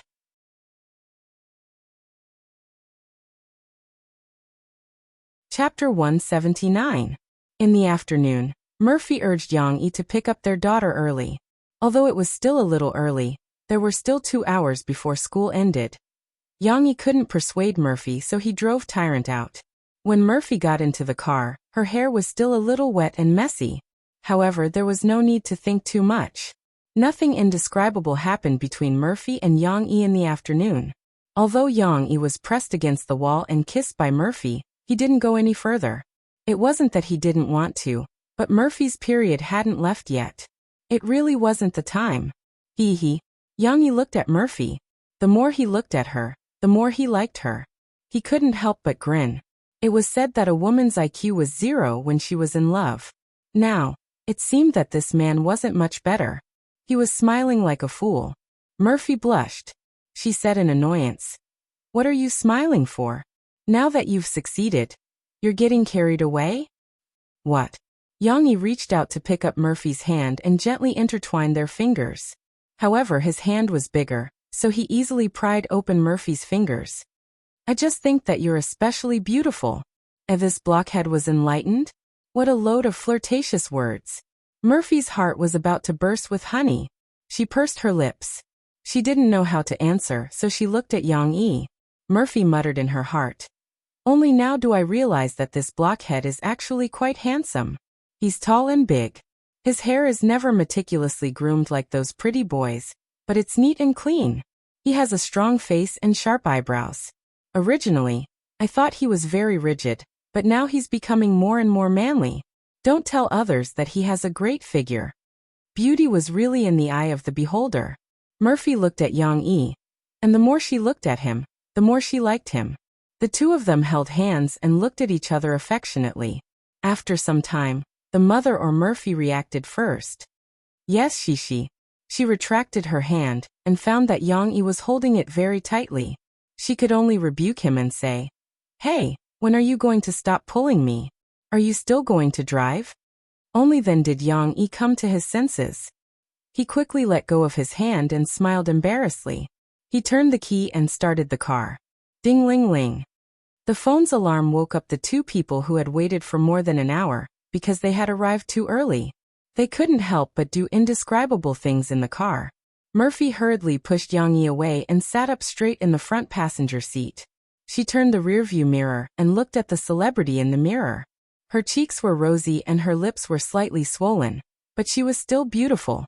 Her hair, which had been washed in the afternoon, was messy again. Her clothes were also a little untidy. It was all because of that restless big hand. Murphy hurriedly tidied herself up and grumbled. Isn't it already 5:30? Hurry up and pick up your daughter. Yang Yi reached out and gently tucked a strand of Murphy's hair behind her ear. He smiled and said, Don't be nervous. I'll go now. In front of the kindergarten, there was a lot of traffic. Many luxury cars drove directly to the road in front of the gate to wait for the children. Yang Yi walked to the gate of the kindergarten. He was very calm and didn't feel that it was beneath him. Of course, he had been busy with their world the whole day. Yang Yi only connected the string when he arrived here. He began to worry about his daughter. How is the little girl today? Did she cry all day? Although he was tall and there was almost no one in front of him who could block his line of sight, Yang Yi couldn't help but stand on tiptoe to look for the little figure of his dreams. After a while, Yang Yi saw Teacher move first. He looked behind him closely. Finally, after one child after another, Shishi's little head finally appeared in his field of vision. The little girl was holding hands with her friends. There was a little beauty on the left and a little fat girl on the right. No, she wasn't fat. She was just a little fat. She was also a little girl with delicate facial features. Shishi. Yang Yi couldn't help but become excited when he saw his daughter. He didn't have his usual calmness and raised his hand to shout. Shishi heard the voice. Her eyes lit up and she quickly looked in the direction of the voice. Then, she saw her father standing high in the crowd of waiting parents. Papa! Shishi called out happily. At this moment, she forgot about her friends. She let go of her friend's hand. Shishi twisted her body, squeezed out of the crowd, and ran in the direction of her father. Hey, don't worry. Teacher Shun, who was standing at the side, couldn't hold on to Shishi. The thin girl had already squeezed out. At the entrance of the kindergarten, there were not only many children but also many parents. Teacher Shun couldn't let Shishi run out of the crowd by herself. What if she was knocked down and stepped on by the crowd? Teacher Shun quickly chased after her, but she couldn't knock down other children. She could only squeeze through one by one. How could she be as nimble as the small and delicate Shishi? Yang Yi also squeezed his way out of the crowd of parents. When he saw his daughter, he forgot everything. He, who didn't care much about the morals of the world, forcibly squeezed his way out of the crowd with his tall and strong body and strength. This caused a lot of complaints and scoldings. Hey sir, you can't go in yet. There were 2 teachers guarding the door. The parents had to let the teachers in batch by batch to pick up their children. So when they saw Yang Yi, they hurriedly stopped him. Yang Yi's mind sobered up a little. He wanted to explain, but Shishi finally ran to the door. The little girl squeezed out when the teachers weren't paying attention, and happily jumped on her father. Papa! Shishi. Yang Yi happily squatted down and held his daughter in his arms. Her small and soft body, her sweet and coquettish voice. The happiness of being a father instantly exploded. Papa Yang, you can't do this. Shishi, do you know how dangerous it was just now? Teacher Shin finally caught up with them. He caught Yang Yi and Sisi and gave them a lesson. He was exasperated that they didn't live up to his expectations. Yang Yi really didn't expect that. When he saw Shishi, he forgot the rules of the kindergarten. Now that he calmed down, he remembered that he was reckless. He was a little embarrassed to accept the criticism. Teacher Shun gave him a small punishment. He couldn't leave with Shishi immediately. He still had to go back to the kindergarten and wait for the other parents to come in and pick up their children. Then they could leave the kindergarten together. Shishi, who had missed her father all day, clung to his neck and refused to come down. Yang Yi had to hold her, and stand with a group of children. Then he became the object of the children's admiration. "Uncle, are you Shishi's father?" A little fat girl looked up and asked. Her voice was very loud. Yang Yi, who was playing with her daughter, lowered her head, looked at the other party and smiled gently. Excian air. At this time, Shishi asked her father to put her down. She happily took the little girl's hand and introduced her to her father. "Papa, this is my first good friend Excian air. She is a very nice person. She also likes to eat Papa's dishes." Shishi happily introduced her. Lon Excian nodded hard, clenched her small fist and said, Yes, yes, Uncle's chicken wings are delicious." Yang Yi smiled and rubbed his daughter's head. Then he gently said to Lon Excian, "Tomorrow I will cook something delicious for you. Shishi, I am your first friend." At this time, a tall and strong little girl also came over and shouted. Then she looked at Yang Yi expectantly. "Uncle, I also like to eat." "Papa, this is Chen Shiyin. Okay, you are my first friend. She is also very powerful and very strong." Shishi happily introduced her new friends. Didn't Chen Shiyin have a bad relationship with Shishi? How did they become good friends again?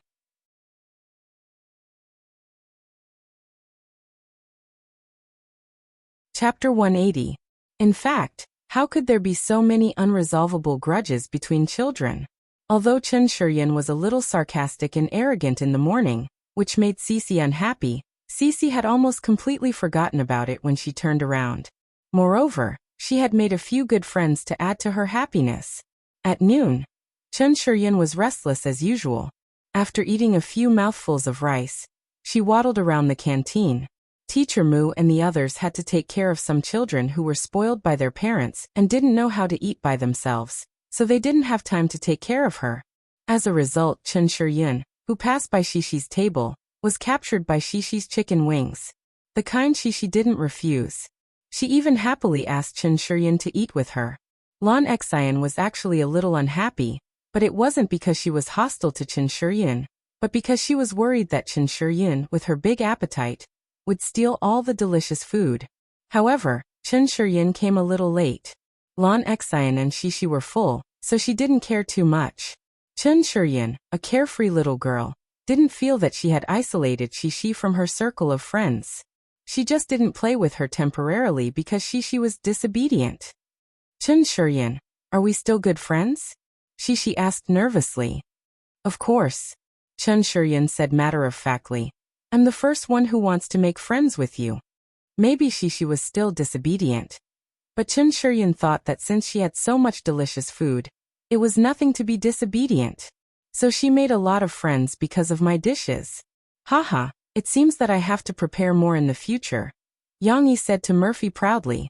His hands didn't stop turning the steering wheel to pass the corner of the overpass. On the way back, Yang Yi had just received his punishment. However, this punishment was neither painful nor itchy. Yang Yi even enjoyed the admiring eyes of the children. Although he didn't know the truth, he still felt that he had made a great contribution in the process of making friends with Shishi. Other than Chen Shiyin and Excian air, there's also Chi-Chi. Shishi waited for her father to finish before she told her mother about her new friend. Chi-Chi is my third friend. Chi-Chi doesn't like to talk. Chi-Chi? Murphy asked curiously. Her name is so similar to yours. Chi-Chi's name is Yang Luochi. Her papa calls her Chi-Chi. Hee, it's very similar to my name. Excian air even asked if we were family. Shishi mischievously stuck out her little tongue and said, I think if we're a family, I should be Chi-Chi's older sister. Haha, do you really want to be an elder sister that much? Murphy rubbed the little girl's head and laughed. Because I'm older than Chi-Chi, Shishi said matter-of-factly. However, he didn't know if she was referring to age or height. It doesn't matter. I'll make you an elder sister in the future, Yang Yi said from the front row. Really? Shishi grabbed the back of the chair in front of her and asked in surprise. How could Murphy not understand Yang Yi's meaning? She blushed and pulled the little girl back. She said angrily, Don't pay attention to your father's nonsense. Go on and tell mommy. What other friends have you made? There's Nanjiaoyu. He doesn't like to talk either, but he can recite poems.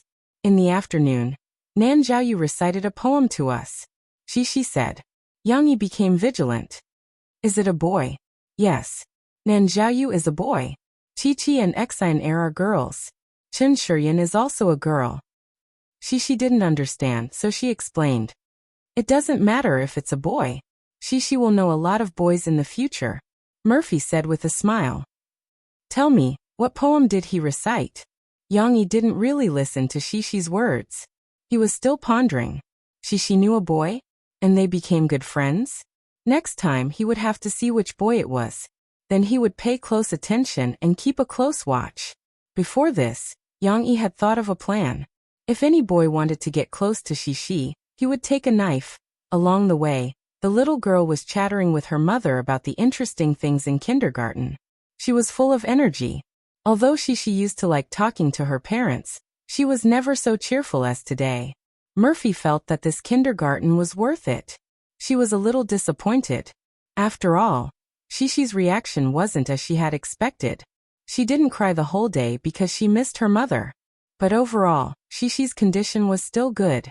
When they got home, Yang Yi went to the kitchen to prepare dinner. Mo Fei was still asking Cici about her experience in kindergarten in detail, and Cici was still talking about it one by one, no matter how big or small. Chi can dance. She can dance very well. It turned out that in the afternoon, Mr. Mu had arranged a small talent show for each child to perform their own talent. Of course, not every child was multi-talented. There were also many timid children who didn't know anything and stood in the middle at a loss. At this time, Mr. Mu would come up to smooth things over. He would encourage and guide them to work hard to show off their talents. He would even let them do a somersault on the ground. After that, he would call on the other children to applaud him. Although it was a little ridiculous, it had to be said that this encouragement made these children come out of their own small circle one by one. They were more confident in bravely showing off their talents in the future. Murphy asked curiously, Then Shishi, what did you perform? I know a lot. Shishi puffed out her chest and said proudly to her mother. But the teacher said that there was no piano, so Shishi couldn't play the piano. Shishi could only sing. Xian also sang. She sang very loudly. What song did Shishi sing? Murphy saw that the little girl had gone off topic again. She smiled and pulled the topic back. Can you show it to Mom again? Okay. Shishi was the most eager to perform. She was full of energy to show her mother that she had been praised by the teacher. I'll do it like this. Mom, you sit here. Everyone has to sit in a circle. The little girl was very good at acting. She pulled Murphy to sit down and then took her big bear cub, dolls, and even the pillows on the sofa to act as an audience. Okay, that's fine. Just pretend that there are so many children around. If Murphy hadn't stopped the little girl, Shishi would have put up more than 30 dolls. Then I'll start singing. The little girl stood in the middle of the circle. Of course, she had forgotten how nervous she was at that time. Like a real singer, she began to sing, let it go, can't hold it back anymore. Shishi's voice wasn't as loud as Lan Xian's, but it was crisp and textured. It was delicate and strong, and it was very distinguishable. Moreover, Shishi's singing was very accurate. This English song was not worse than the original sound of the movie. It was full of tender feeling and sounded very good. Murphy had heard this melody before. It was also sung by the little girl, but she was busy with her comeback album at that time and didn't pay attention to it. Now, she was listening attentively. However, Cici stopped after singing it twice. Why don't you sing? Finish singing. Murphy said excitedly. She wanted to see if her daughter could really finish singing an English song. I can't sing. I can't remember that much. The little girl pouted and said, Papa is amazing. Papa can sing a lot. He sings very well. Yang Yi, he sang this song to his daughter? And it was an English song?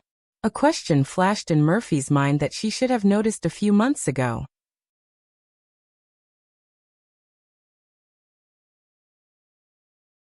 Chapter 181. Murphy's mind flashed a question that she should have noticed a few months ago, but it was just a flash. She was in the stage of being in love, and her IQ was not that high. Although she thought of this question, she immediately found an excuse for Yang Yi. He had sung the English version of the birthday song on Shishi's birthday. Therefore, Murphy did not delve into it and continued to listen to Shishi's story. The next day, Yang sent Shishi to kindergarten to play with her friends, and then sent Murphy to the company. She did not have time to care about love. The preparation for the new album had officially begun, and Murphy was complacent and wanted to create a miracle. Mo Shawan came to the office early. When she saw Murphy, she laughed. "What's wrong? Is there something on my face?" Murphy was still puzzled and touched her face. Mo Shawan walked over with a smile and pulled Murphy to sit down on the sofa in the office. Then, she took out a small mirror for touching up her makeup and showed it to Murphy. "Sister Faye, there's nothing on your face. It's just your makeup." "Sai, I know you have a deep relationship with brother-in-law, but you have to be careful. If you're photographed, it'll be troublesome." Murphy saw that her face was pink in the mirror. More importantly, the lipstick on her mouth was smudged, as if someone had eaten a piece of it. "This bastard." Murphy bit her lower lip gently. She was so embarrassed that she almost couldn't raise her head. She secretly complained about Yang Yi in her heart, but she still refused to admit it. "No, I was in a hurry this morning and didn't put on the lipstick properly." Mo Shawan curled her lips and snorted. "You're still hiding it from me? Sister, it's obvious, okay? Look at your rosy little face. It's obvious that you had a good time yesterday." It seemed that Mo Shawan was right not to disturb them yesterday. She was secretly happy. She even came over and hugged Murphy's arm. She laughed and said, "Come tell me, is brother-in-law great? His body is so good. He must have tormented you a lot, right?" Mo Shawan and Murphy were relatives and work partners. At the same time, it could be said that they were best friends. Between girls, they could talk about this kind of topic without any scruples. However, Murphy was still shy. She blushed and spat. "Don't talk nonsense. A few days ago, I asked you to buy me sanitary pads. It's not like you didn't know." "Oh, right, then you can't have sex. Sigh, what a pity," Mo Shawan said regretfully. However, she curiously leaned over and asked, "Elder sister, didn't you say that you wanted to test brother-in-law again? Why did you let him so easily?" "Bah, what do you mean by let him do it?" Murphy pinched Mo Shawan reproachfully. Her face was red, but she couldn't help but want to share her happiness. She took out her phone and whispered, "Let me show you something." Mo Shawan mumbled, "I don't want to see. I don't want to see. It must be dog food again." However, the flame of gossip was burning fiercely. How could she not want to see? Although she said that, her body leaned over obediently. Murphy found the photo of the pot of flowers that Yang Yi made for her yesterday. She couldn't help but smile when she looked at it. She pulled Mo Shawan and said, "Look, he prepared this yesterday afternoon. Guess what it is?" "Flowers." Mo Shawan didn't think much of it at first glance. She curled her lips. "Sister, do we have to be so cheap? He just gave you a bunch of flowers and you're already captivated? What? Take a closer look." Murphy snickered. She also admired Yang Yi for being able to make it look so real, although it was also related to the blurriness of the phone's pixels. Mo Shawan looked carefully this time. From the 3D layering, it was different from flowers. Moreover, it was placed on a big plate. She asked in surprise, "Hey, if it's not flowers, what is it?" "It's dumplings." Murphy covered her mouth and laughed. She explained to Mo Shawan a little proudly, "I'm blind. I can eat dog food just by looking at a photo. Why didn't anyone give me such cute dumplings? This foodie beauty swears that I will marry whoever gives me a plate of dumplings." Mo Shawan shouted in envy. Hee hee, well, seeing you in so much pain, I won't tell you what kind of poem he wrote for me later. Mo Fei held back her laughter and said, "So that you won't be in more pain." But women were creatures. They would die if they didn't gossip. It would have been better if Murphy didn't say it. Once she did, Mo Shawan couldn't hold back anymore. She quickly pulled Murphy and asked, tell me, what poem did brother-in-law write for you? Is it very mushy?" Under Mo Xiaojuan's threat of scratching an itch if you don't tell me, Murphy compromised. She read the 2 poems that Yang Yi wrote for her to Mo Xiaowan. After a while, Mo Xiaojuan's scream came from the office. "Ah, What sin did I commit? Why did I court death by eating dog food? Great, now my eyes are deaf and my ears are blind. Huh. Something's not right. Today, Mo Shawan arranged for Murphy to meet the music producer invited by the company. Tianmei and Tianxiang were different. Tianmei was a management company, while Tianxiang was a record company. The former naturally couldn't be like the latter, which had some outstanding music producers in the company. When it came to releasing a record, the company would hire a producer in the industry to help. It could be a producer under a good record company that didn't have a schedule for the time being. Or it could be a producer who worked on his own. It was a bit like the nature of a mercenary, but the former's standard was higher than the latter's. Not all of them, but it was common. This time, the producer that Tianmei invited was a middle-aged musician named Ji Ningming. He belonged to the latter and opened his own studio. Ji Ningming's name sounded like he came from a small country in the north, but Ji Ningming was a real China citizen, and a musician born and raised in Shanghai. He wasn't unknown. 10 years ago, he produced a record for a singer, which was shortlisted for the Chinese Gold Record Award. He was also considered a little famous in the industry. However, it was also at that time that Ji Ningming chose to jump out and become an independent producer, but he didn't expect that the road would be so bumpy. After 10 years, he didn't encounter the opportunity that he had at that time. Not only did he not soar to the sky, but it also brought about a negative impact on his reputation. Of course, Ji Ningming didn't just sink into depravity. He worked hard for a few years and sharpened his edges. He also took on some small orders that he used to disdain, but his own ability was honed.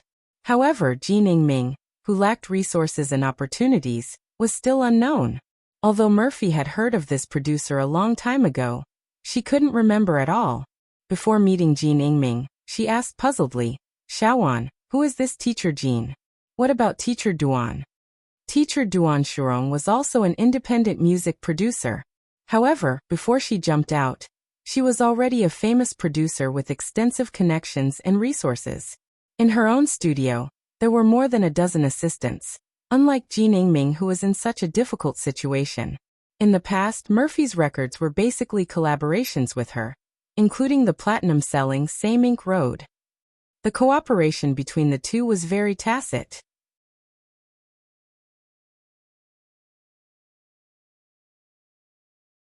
Chapter 182. Speaking of this, Mo Shawan became unhappy and said, "The company said that Teacher Duan's schedule couldn't be arranged. I called Teacher Duan today to ask about her health, and found out that Teacher Duan did have an appointment, but it was arranged for Zhenzhen's new album." She didn't know if it was arranged before Murphy took out the 12 songs, but Mo Shawan couldn't argue with Sister Ling, but she felt very unhappy.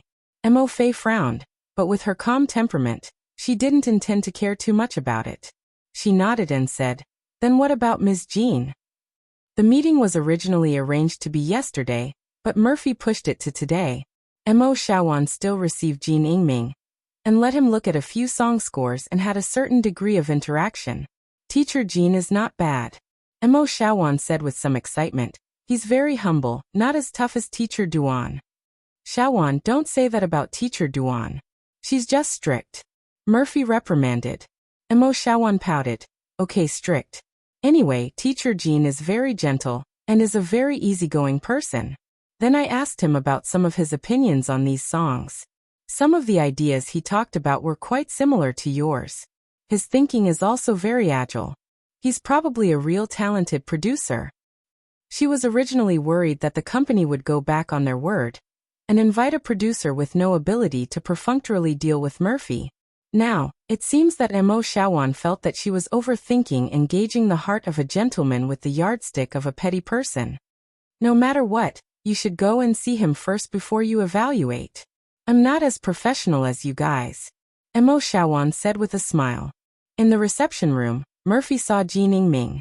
The other party was a middle-aged man in his 40s. He wore gold-rimmed glasses and sat upright with his hands on his knees. Murphy wasn't good at dealing with people. After saying a few words, she spoke less and listened more. Fortunately, Mo Shawan was there to joke around, so the atmosphere wasn't too awkward. "What does Teacher Jean think of the songs in my album?" Murphy asked faintly. When it came to songs, Kim Ming was in high spirits. He first praised the lyricist Mu Xiang's ability. This is a composer with many different styles. I have never seen such a talented person who can handle blues, rock, and ancient styles at the same time. And what's even rarer is that the songs they create are all top-notch. Then, he talked about some of his preliminary views on the arrangement. Basically, Jin Ming did not change the original song much. Instead, he added some unconventional instruments to make the accompaniment of the song fuller and mellower. Jin Ming was in high spirits. After talking a lot, he sighed and said, I heard that Mu Xiang hides himself very well and doesn't show up easily. It's a pity. I really want to get to know him and discuss the use of some musical instruments with him. In Jin Ming's opinion, Yang Yi's original score was already close to perfect. It was not monotonous at all. Instead, it was integrated with a variety of musical instruments. This was a topic that he liked to study. Over the years, he had been experimenting on the small lists of small celebrities. He had found his own way of doing things. Murphy nodded slightly. She listened more than she spoke, but Murphy still approved of Jin Ming's musical concept. After today's meeting, Murphy was also relieved. Although Jin Ming was not famous, he was indeed a capable person. Murphy began to look forward to working with Jin Ming. She wanted to see what kind of results he could produce from Mu Xiang's work.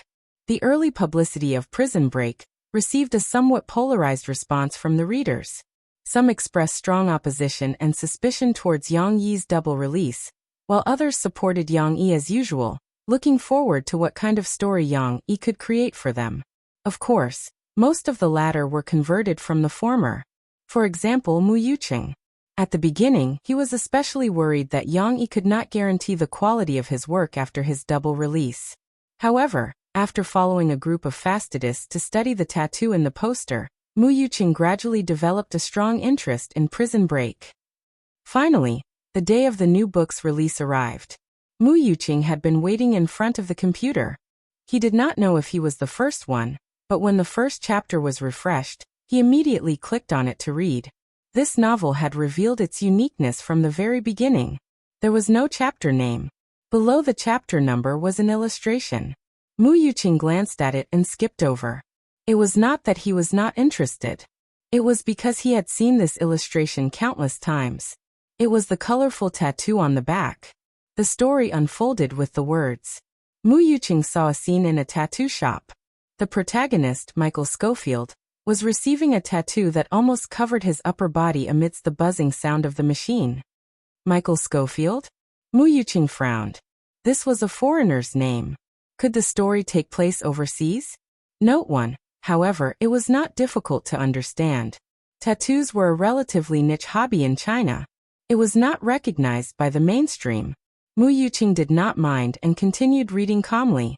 While Michael was being tattooed, the tattooist Sid, a gypsy woman with a nose ring, had a conversation with him. Most people choose to start with a small design when they get their first tattoo. Sometimes it's the abbreviation of their mother's or girlfriend's name.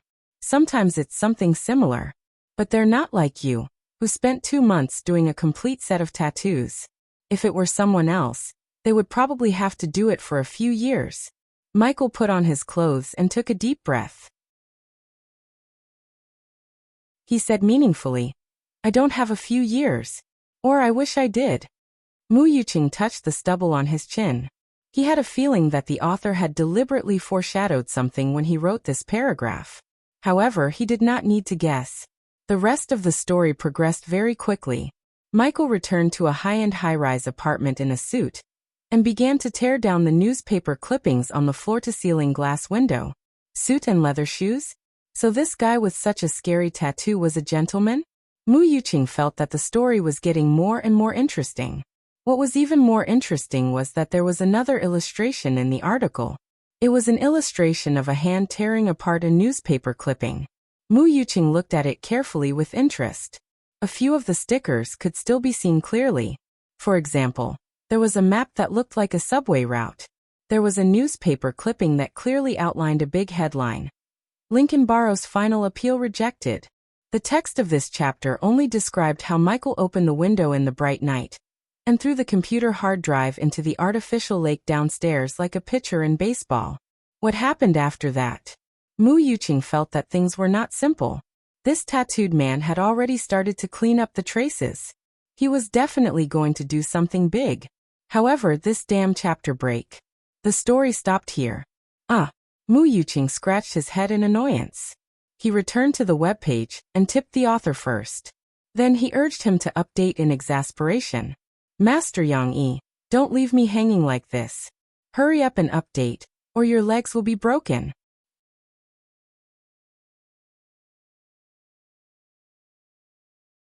Chapter 183. Urge him to update? That didn't exist for Yang Yi. He still updated according to his own pace. Dividing the day into 2 parts to update 2 chapters was the limit of his ability. It wasn't that it was difficult to rewrite the plot of a TV series into words. If it was just words, Yang Yi could update a few chapters a day without a problem. But this novel needed a lot of illustrations to help the audience understand the plot and the characters. Drawing the illustrations took a lot of time. Updating 2 chapters a day was enough for him. Moreover, Yang Yi didn't like to spend a lot of time on drawing and writing novels. He still had his life, shishi and music. Well, there was still the coffee shop that he was worried about. Boss, another cup of mocha. Another customer called out. Okay, wait a moment. Yang Yi's thoughts were interrupted. He quickly brewed a cup of coffee and brought it over. After school started, the originally obscure coffee shop became lively. Even if there weren't many students coming in through the back door, it couldn't handle the huge student base of the university. Dozens of people came in a day, which was enough for Yang Yi to deal with. Moreover, some customers didn't leave after finishing their coffee. Some of them came with friends and talked for a few hours. There were also some who used the coffee shop as a study room. After buying a cup of coffee, they hid in a quiet corner to read and study. They sat there for the whole morning or afternoon. Did they think the music in the coffee shop was noisy? No, they were listening to music with their headphones. Yang Yi didn't care about these people occupying the space. He didn't care whether the coffee shop made money or not. Why would he care about these problems? He felt that with more customers he would have less time. When he was busy, he wouldn't have time to daydream. Yang Yi missed the situation when there were only 2 or 3 customers a day. It was so good. He didn't have to make coffee or wash cups. Most of the time, he would sit alone in the shop and listen to music with his eyes closed. Now, if Shishi didn't go to kindergarten, he wouldn't have time to accompany her, right? Yang Yi brought the coffee over and sat down at the bar. He frowned slightly and thought, this won't do. I have to think of a way. How about hanging a sign at the door, saying that only 2 or 3 guests would be accepted a day? If there were any more, they would stop selling coffee. However, he didn't seem to be such a big shot. What reason did he have to reject her? Yang Yi felt that this idea was inappropriate. Should I raise the price? Selling the most expensive coffee to scare people away? But Yang Yi didn't want to be a profiteer who only served the rich. What's more, Yang Yi didn't want to shut out music lovers like Lu Xiaoshu and Miao Chuan who couldn't afford expensive coffee. He had even considered lowering the price. These ideas obviously wouldn't work. Yang Yi suddenly thought of Yan Xiaopei. To be exact, he thought of her flower shop. This woman was very shrewd. She hired university students to work part-time in her flower shop, and the salary was much lower than that of full-time employees. Of course, Yang Yi didn't want to exploit college students, nor did he want to hire cheap labor. However, it seemed that hiring 1 or 2 employees to work in his shop was a good idea. I can give a higher salary. As long as the employee is reliable and capable, money doesn't matter. Yang Yi thought to himself. He began to imagine a scene where someone would work for him at the bar, and then he, the boss, would sit leisurely in a booth, reading the newspaper and listening to music. If he wanted to drink coffee, he would go to the bar to get a cup. How cool would that be? Just when Prison Break was on the shelves, Yang Yi's other book was also quietly on the shelves of major bookstores. Shishi's Bedtime Stories was a ridiculous name given by the cheating doll's father. Obviously, to the readers, it wasn't attractive at all. Of course, it wasn't that Sahara Publishing House didn't advertise before, but Sahara Publishing House had never touched on children's books before. In terms of copywriting, they were still playing with the adults. Many of Yang Yi's fans more or less knew about this news, but they weren't willing to buy children's books. Even when the news that Yang Yi had written a fairy tale collection spread among the fan community, many fans thought that it was a rumor and a scam. What a joke! Yang Yi can write fairy tales? This is just a fairy tale, isn't it? Someone mocked triumphantly, and many people agreed. That was not wrong. Yang Yi's impression to the fans was similar to his own. He was a burly retired soldier who was good at literature and martial arts. He might be cold and taciturn, but he was definitely not a man who liked to tell stories in a childish tone. Although the subject matter of Yang Yi's two recent books had gradually begun to blacken his image, it was still far from a fairy tale. As a result, Shishi's Bedtime Stories was met with a cold reception on the first day it was released. Fortunately, it had rich color illustrations that piqued the interest of some children who accidentally got their hands on it, and it barely sold a few copies. After a day, Sahara Publishing House calculated that there were only a few thousand copies sold nationwide. Compared to the record-setting Drawing Sword and Soldier's Assault, this book was a flop. Fu Jun attached great importance to Yang Yi's fairy tale collection project. Long before it was released, as a father, he took a sample book back home for his son to read. His son liked it very much. Then, his wife accompanied his son to read it, and she liked it very much too. Later, Fu Jun read it himself and found it quite interesting. Therefore, he had inexplicable confidence in Yang Yi's book, and thought that this fairy tale collection might be able to create miracles. After all, the reader group transcended age and gender. However, reality slapped him hard in the face. "You haven't informed Yang Yi yet, have you?" Fu Jun asked Mr. Liu during the meeting. "Not yet. Boss, do you want me to call Yang Yi now?" Mr. Liu misunderstood. No, don't tell him." Fu Jun waved his hand and said, "I went to Chiyu's website and read it. His new book, Prison Break, is really well written. Although there are only 2 chapters, it made my heart itch. I want to know why Michael went to rob a bank and didn't run away quickly after stealing the money. Instead, he was caught by the police. I think there's a deeper meaning to it." Mr. Liu also read it. He had long become Yang Yi's loyal fan. Fu Jun didn't want to talk about Prison Break with them. He knocked on the table and said, "Prison Break did very well. It surpassed Remaining Sins on the day it was published. This is because Chiyu did a good job in promoting it. We have to reflect on ourselves. Did we do something wrong? Yang Yi's fairy tale collection is so interesting. What did you sell it for? The worst result in the history of the publishing house?" Fu Jun said in exasperation. Several department managers moved their mouths, but didn't dare to say it out loud. In fact, there were worse results in the history of the publishing house. "Boss, you wrote your own autobiography, but you didn't sell many copies at all. Go back and think about it carefully. What did you do wrong? Go and take a look at how other children's books are doing their promotions and sales. I'll give you a week. I want to see the sales volume. The sales volume," Fu Jun shouted, waving his fist. "And the online bookstore. Increase the publicity for this book. I think more people will buy it if it's sold online."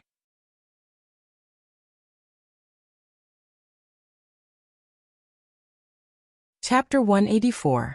Early in the morning, after Yang Yi finished his exercise, he continued to practice his voice.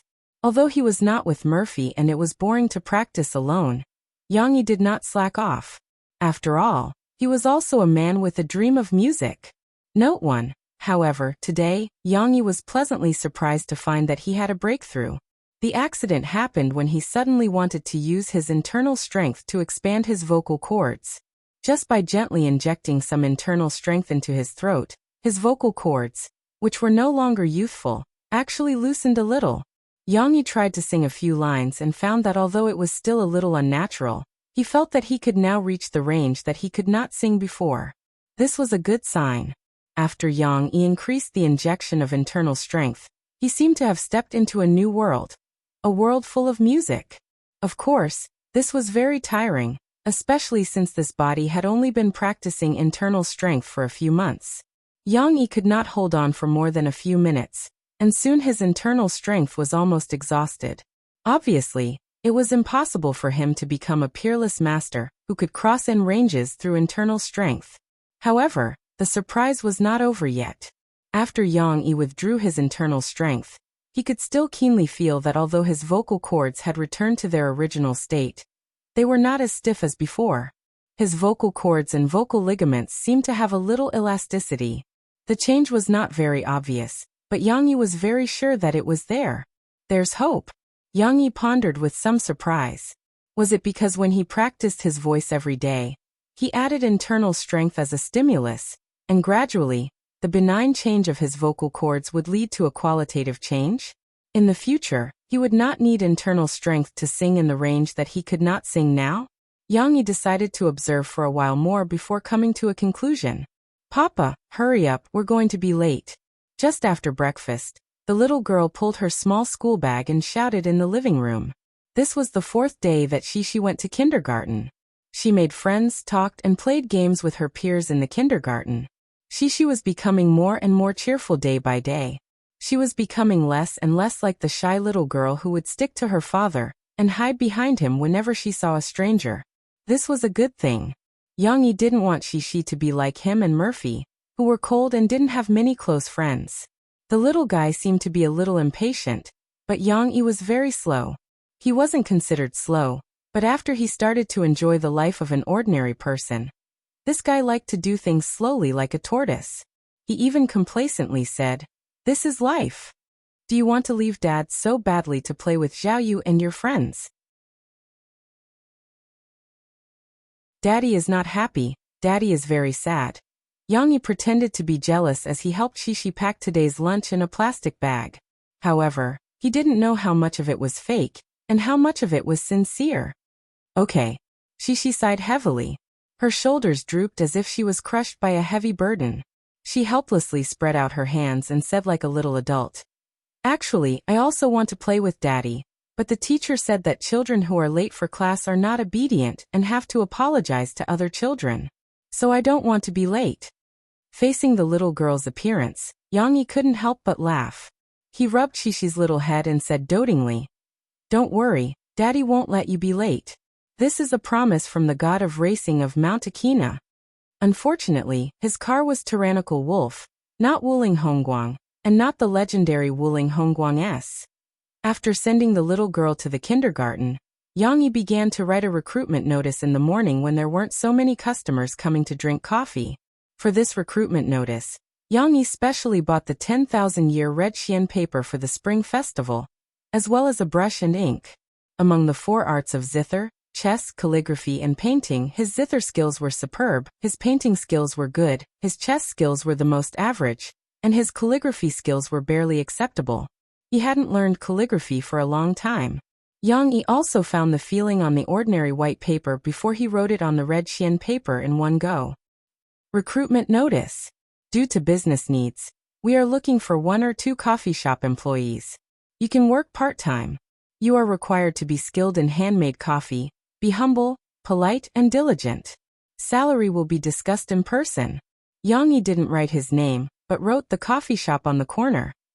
The content was very simple, and the number of words was not many, so on such a big piece of red Xian paper, Yang Yi wrote very big words, which satisfied his desire to write big words. Fortunately, he was rational and didn't have the impulse to show off the running script, so the neat regular script didn't look difficult. Yang Yi blew on the ink. While waiting for the ink to dry, he also admired the words. What an iron-like stroke. What a powerful word. He hadn't practiced much over the years, but his calligraphy hadn't fallen too far behind. At first glance, a lot of people came to apply for the job after the recruitment notice was posted. Yang Yi felt that his calligraphy would have a magical effect. But it was useless. In the afternoon, when Yang Yi closed the shop and was ready to pick up Shi, he glanced at the big red notice posted at the door of the shop. He looked forward to it all day, but there wasn't a single person who wanted to apply. If only there was one, it would be good. It was really too embarrassing. At night, after Yang Yi coaxed Shi to sleep with a story, he went to the study. He wanted to send the manuscripts and illustrations that he had saved over the past few days to Chang Zi, the editor, to help arrange the typesetting and publishing. However, when he opened his mailbox, Yang Yi saw a letter from a stranger. Yang Yi frowned. Looking at the title, he knew it was a song. Tian Mei and the others, after knowing his mailbox, were really persistent. How many emails have they sent? He didn't intend to pay attention to it, but looking at the little red dot there, Yang Yi clicked on it, and was ready to cross it. However, when he saw the content of the email, Yang Yi stopped his right index finger that was clicking the mouse. Jujia. Yang Yi's face showed a smile. This guy, just like Murphy complained to him in the past, used the name of Murphy's colleague to buy songs from him, and bought songs that Yang Yi hadn't registered the copyright. This idea was disgusting, but it was also extremely daring. In this world, copyright organizations that were supported by a lot of money were very powerful. Unless it was approved by the original author, not to mention plagiarizing other people's songs, even if it was a song written by someone else on the copyright organization's website. As long as the original author sued, all the details would be investigated by the copyright organization. Correspondingly, the person who snatched the copyright would also be severely punished. That is to say, the legendary bankruptcy and jail time.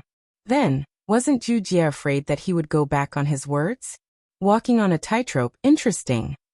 Yang Yi had some ideas in his heart, but he first sent an email to ask Zhu Jie what he wanted to do. At the end he added, "If I really sold a complete song to you, how much can you pay for the buyout?"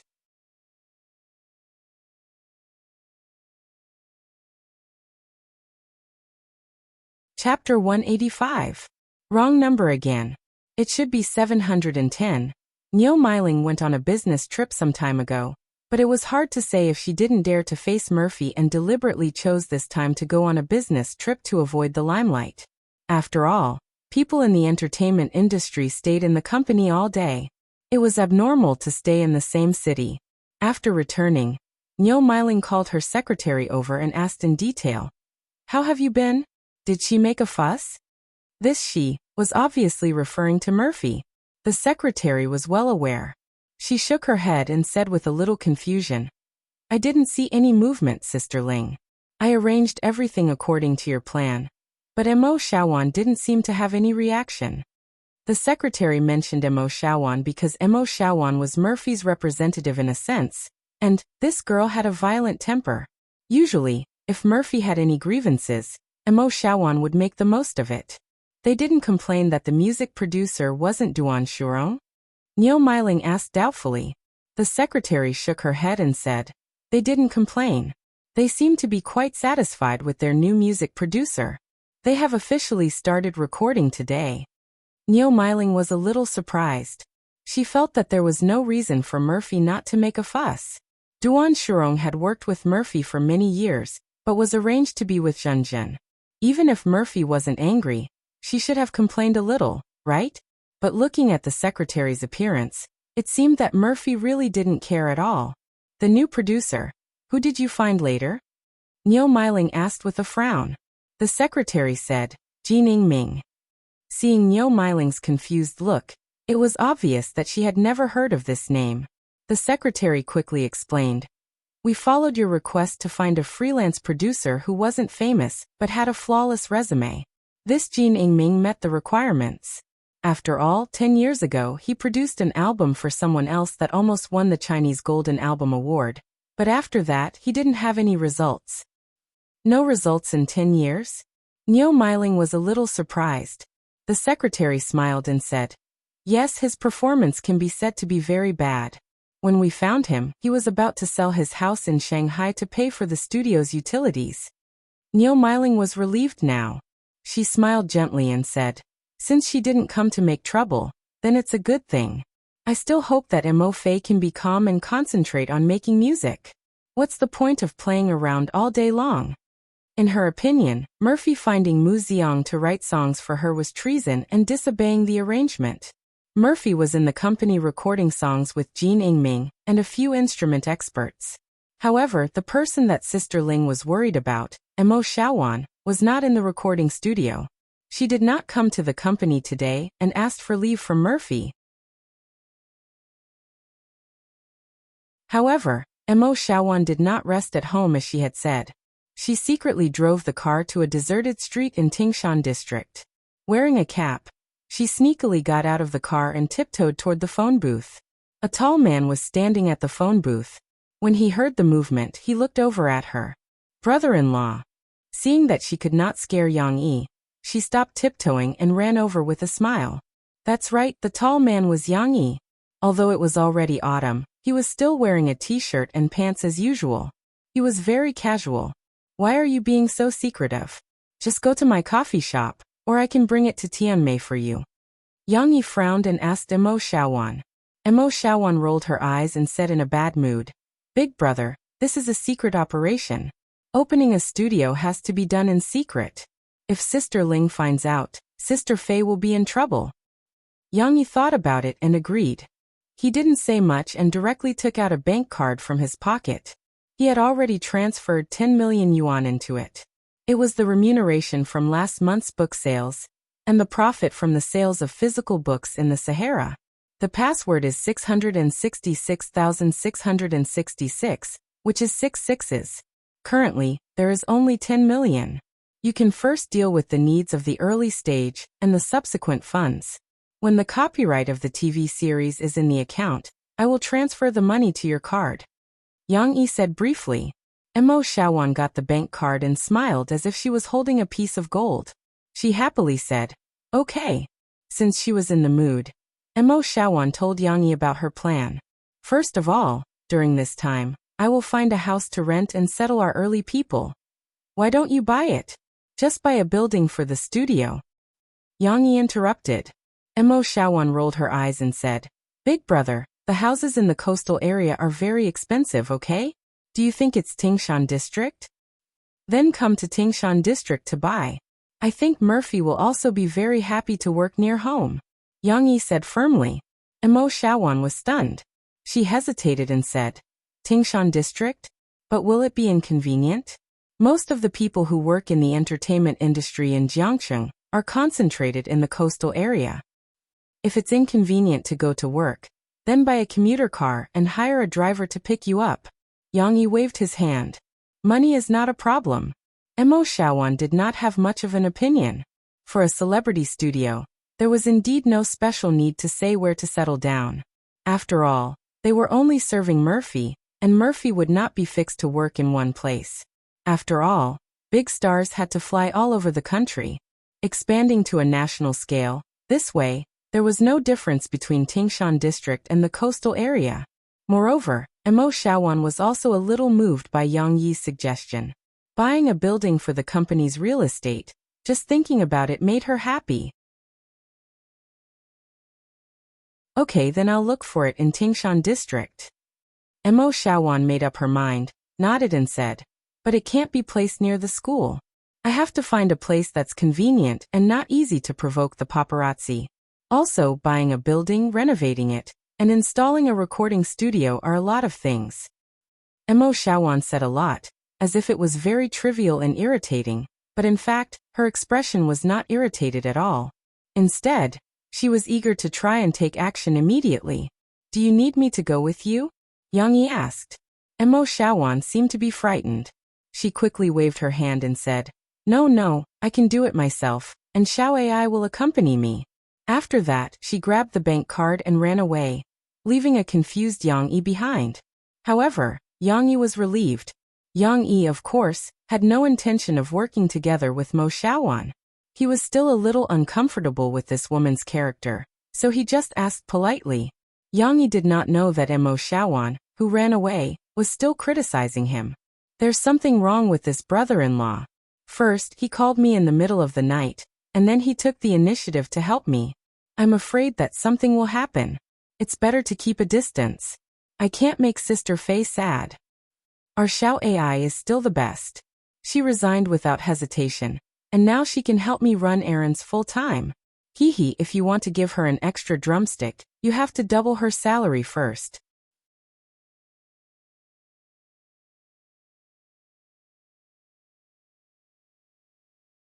Chapter 186. Since he did not go with his sister-in-law to look at the house, Yang Yi returned to the coffee shop. The red notice seemed to be effective. When a beautiful female student came to buy coffee, she saw the notice and ran over to Yang Yi with interest. "Boss, are you really hiring here?" The beautiful female student asked in high spirits. "My name is Zhou Yu, can I apply?" Yang Yi raised his eyelids, looked at the other party, nodded his head and said, "N." "Then boss, what do you think of me? I guarantee that it will attract more customers to your coffee shop." Zhou Yu used her lily-white hands to stroke the hair on her temples and charmingly winked at Yang Yi. The commotion here also attracted the attention of the two nearby tables. Some female students curled their lips in disdain while some male students' eyes lit up. They could not help but look at Zhou Yu's slim figure. Yang Yi sized up the other party, but his expression did not change. He only lightly said, "Nothing much." Zhou Yu was stunned for a moment. Her fingers were glued to her ears, and she forgot to put them down. How could there be a man who was indifferent to her teasing? Zhou Yu was, after all, the most beautiful girl in the school. This was also judged by her classmates. "Why?" Zhou Yu unwillingly asked. Looking at the notice, "I want to be proficient in handmade coffee. Do you know how to make it?" Yang Yi asked. Zhou Yu naturally nodded her head and said, "Of course I know how to make coffee. Isn't it just tearing open the packaging, pouring it into a cup, then brewing it with boiling water and stirring it? It's that simple." Yang Yi indifferently looked at the other party. Beside them, there were already people who could not help but burst out laughing. "Did I say something wrong?" Zhou Yu turned around and looked at that person and unhappily asked. Of course. That was a female student. She would not spoil Zhou Yu. She proudly raised her head and said, "Boss is talking about using coffee beans to grind and brew coffee, not your instant coffee powder. We're also here for the boss's handmade coffee. Who would want to drink your instant coffee?" Zhou Yu was furious. She stomped her feet and turned to Yang Yi saying, "All right, boss. Even if I was wrong, I don't have to do this. I can help you bring the coffee over." If she had said that she was willing to learn, Yang Yi would have thought better of her. However, the feeling that Zhou Yu gave Yang Yi was that she was very frivolous. It was as if she had not applied for the job because she wanted to experience life and the novelty of being a waitress. Yang Yi ignored Zhou Yu's pitiful and coquettish expression, shook his head and said, "I'm sorry, Miss Zhou, please go back." Zhou Yu immediately felt that he had lost face after being rejected so cleanly, and without leaving any room for negotiation. He stomped his feet and left after saying, "Humph, you snob. I won't come here again." Yang Yi did not even look at her back. He calmly stood behind the bar and wiped the cups. A few customers began to discuss with interest. Among them, a beautiful girl seemed to empathize with Zhou Yu's feelings. She said to her companion with lingering fear, "The boss is so fierce." "He is a little fierce, but he's not fierce to women. He's just adhering to his principles. I think it's pretty cool," her companion said with a smile. Yang Yi did not pay attention to their discussion. He wiped the cups and thought, "Should I hire some official employees? University students probably wouldn't be able to do this kind of work for long. Moreover, if they were all like Zhou Yu and had a playful attitude, then he would not be hiring an employee to help him share the burden, but a master instead." Just like the three British shorthairs at his feet, they were the little masters. Usually, it was Shishi who took them to play in the shop. Now that Shishi had gone to kindergarten, the three little masters could only harass Yang Yi. Right now they were gnawing on Yang Yi's slippers. However, Yang Yi still had a way to deal with them. He took out a fluffy ball of yarn from his pocket and shook it, attracting the attention of the three little fellows. "Go." Yang Yi smiled and rolled the ball of yarn out of the bar. Suddenly, the three little guys who were watching blankly had completed the transformation from stillness to action. Little Gray was the most active. It jumped out, and Dodo and Xiaoguai did not show any weakness. Following closely behind, the three little blue figures hurriedly chased after the little ball of yarn. Prison Break was in the midst of a popular serialization. From the plot the day before yesterday, the readers had already learned from the conversation between Michael and his brother, Lincoln, that Michael had put himself in prison in order to save his brother from prison. The chapter that was updated yesterday was also intense enough. Through a series of ingenious plans, Michael even set up the former mafia boss, the current prison boss, John Abruz, to make himself work in the prison factory as a punishment. That way, he would have the opportunity to get close to his brother and work with him. Although today's plot was not exciting, it still shocked the readers. Have you seen the blueprint of the prison structure? Lincoln was a little surprised, but he still didn't quite believe Michael.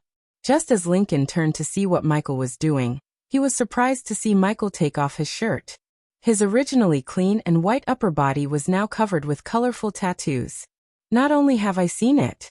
Michael's lips curled up, and he said proudly, I've already drawn it on my body. The chapter had come to an end, but the reader still saw a new illustration. It was Michael facing Lincoln. He had a smug smile on his face, and his upper body was naked. It was as if the dark blue tattoo was his underwear. This was the first time the tattoo on the front was made public. But what excited the readers the most was that the tattoo that had puzzled them for a long time finally revealed its purpose. It turned out to be the blueprint of the prison structure. The reviewers were already cheering excitedly. Did you see it? Did you see it? We already said in August that Yang Yi's drawings were definitely not done casually. There's a deeper meaning to them, right? Those who said that these were all gimmicks have been slapped in the face, haven't they? However, not many people were willing to pay attention to these reviewers who had not actually investigated anything. The readers in the book review section were discussing how these tattoos could be seen as the blueprint of the prison structure. Some busybodies zoomed in on the front and back of the tattoo and took screenshots. They placed them in the book review section for the top students who had studied civil engineering to analyze. However, even the top students were confused. I can't tell. Where is the blueprint? These were taken to the universities to find professors and experts to study, but they could not come up with an answer in a short time. How can you mortals see through such a mysterious pattern with just a glance? Some people supported Yang Yi, but their reasons were also very reasonable. If it was so easy to see through, Michael would have been forced to remove the tattoo before he entered the prison, right? Yes, if that was the case, the series would be over. In any case, the serialization of Prison Break had already surpassed Yuzue in popularity. It was not only their own online novel readers who started reading Prison Break. More and more people were recommended to read Prison Break, and then plunged in, unable to get rid of it. Sure enough, the only person who can defeat Yang Yi is Yang Yi himself. Some readers joked.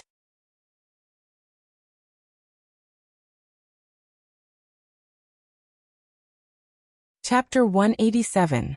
When the weekend arrived, Shishi was also on vacation. Yang Yi, who had been busy for a few days, decided to give himself a vacation. He mainly wanted to accompany his daughter, so he willfully closed the coffee shop.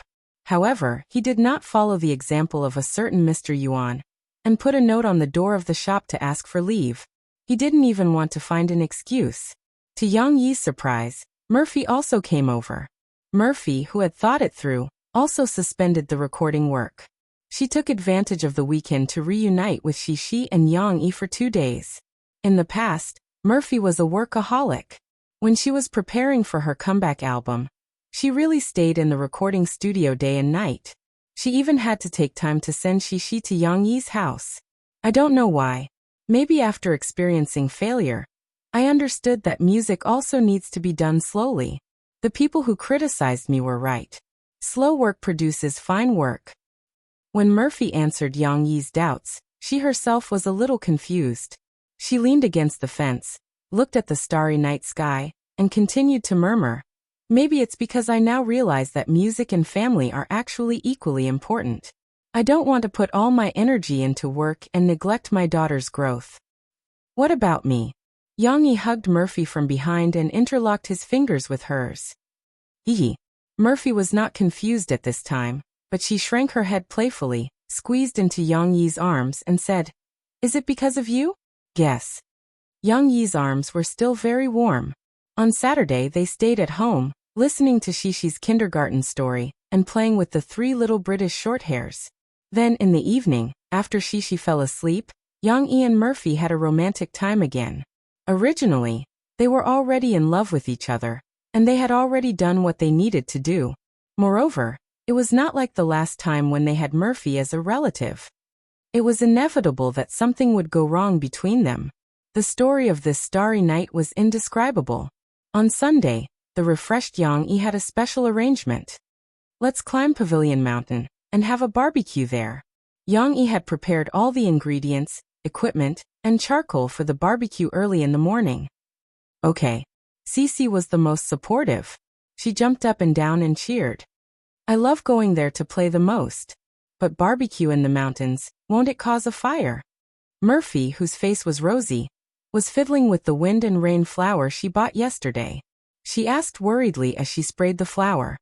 There is indeed such a risk.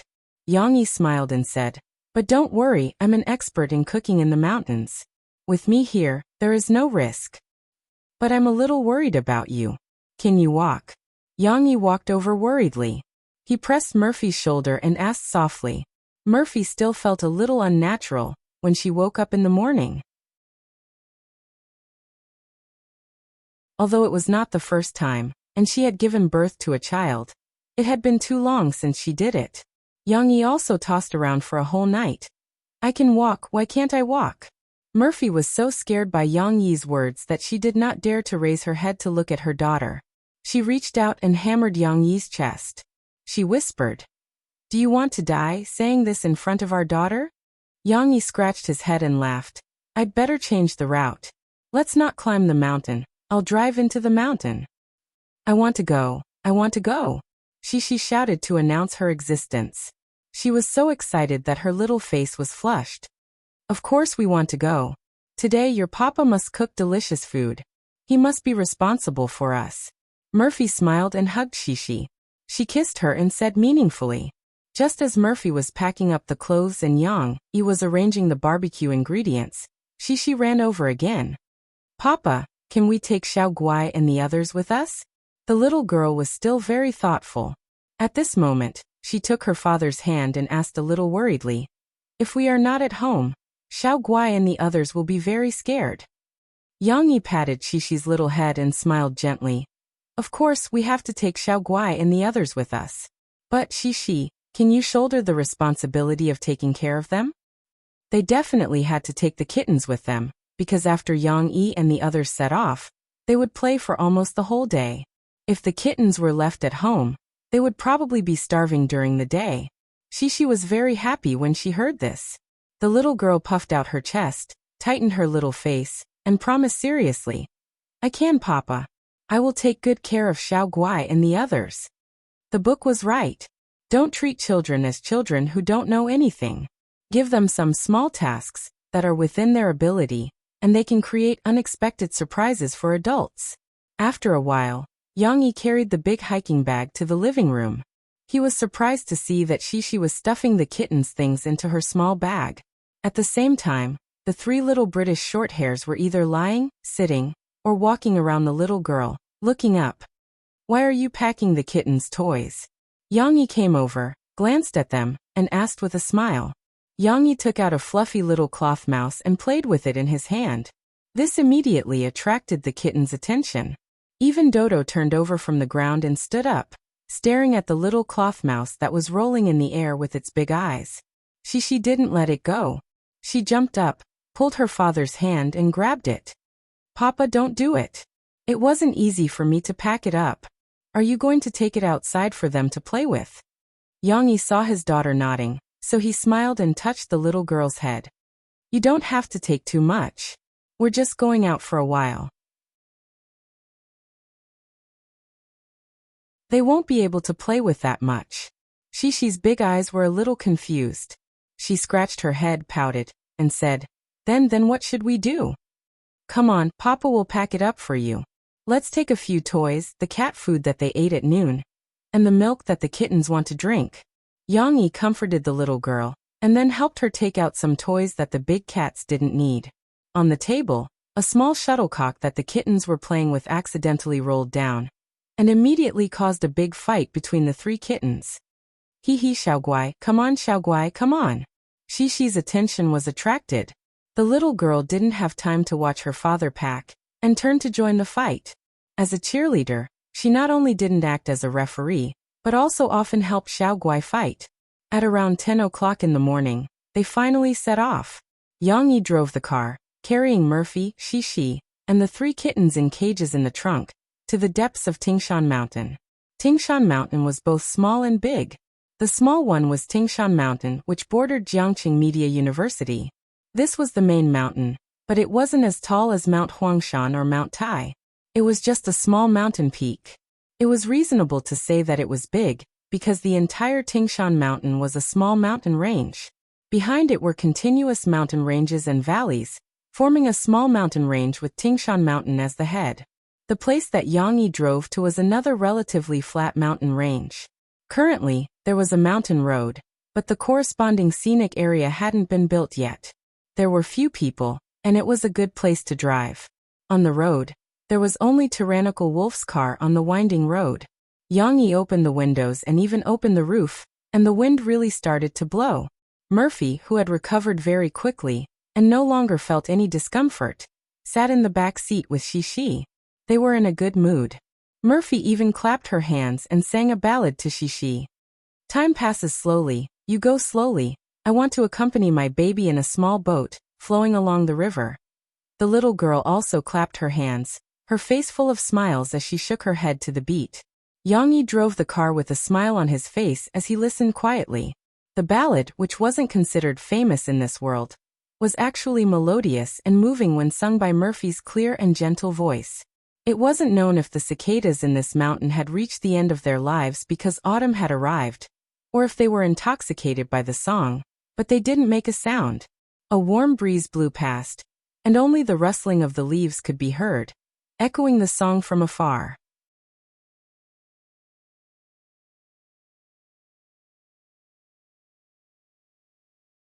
Chapter 188. Autumn had just arrived, and the forest was still green. The dyed forest mentioned in the book had not yet appeared. Only the occasional falling leaves had a trace of autumn yellow. But before it floated to the ground, it was caught by a big hand.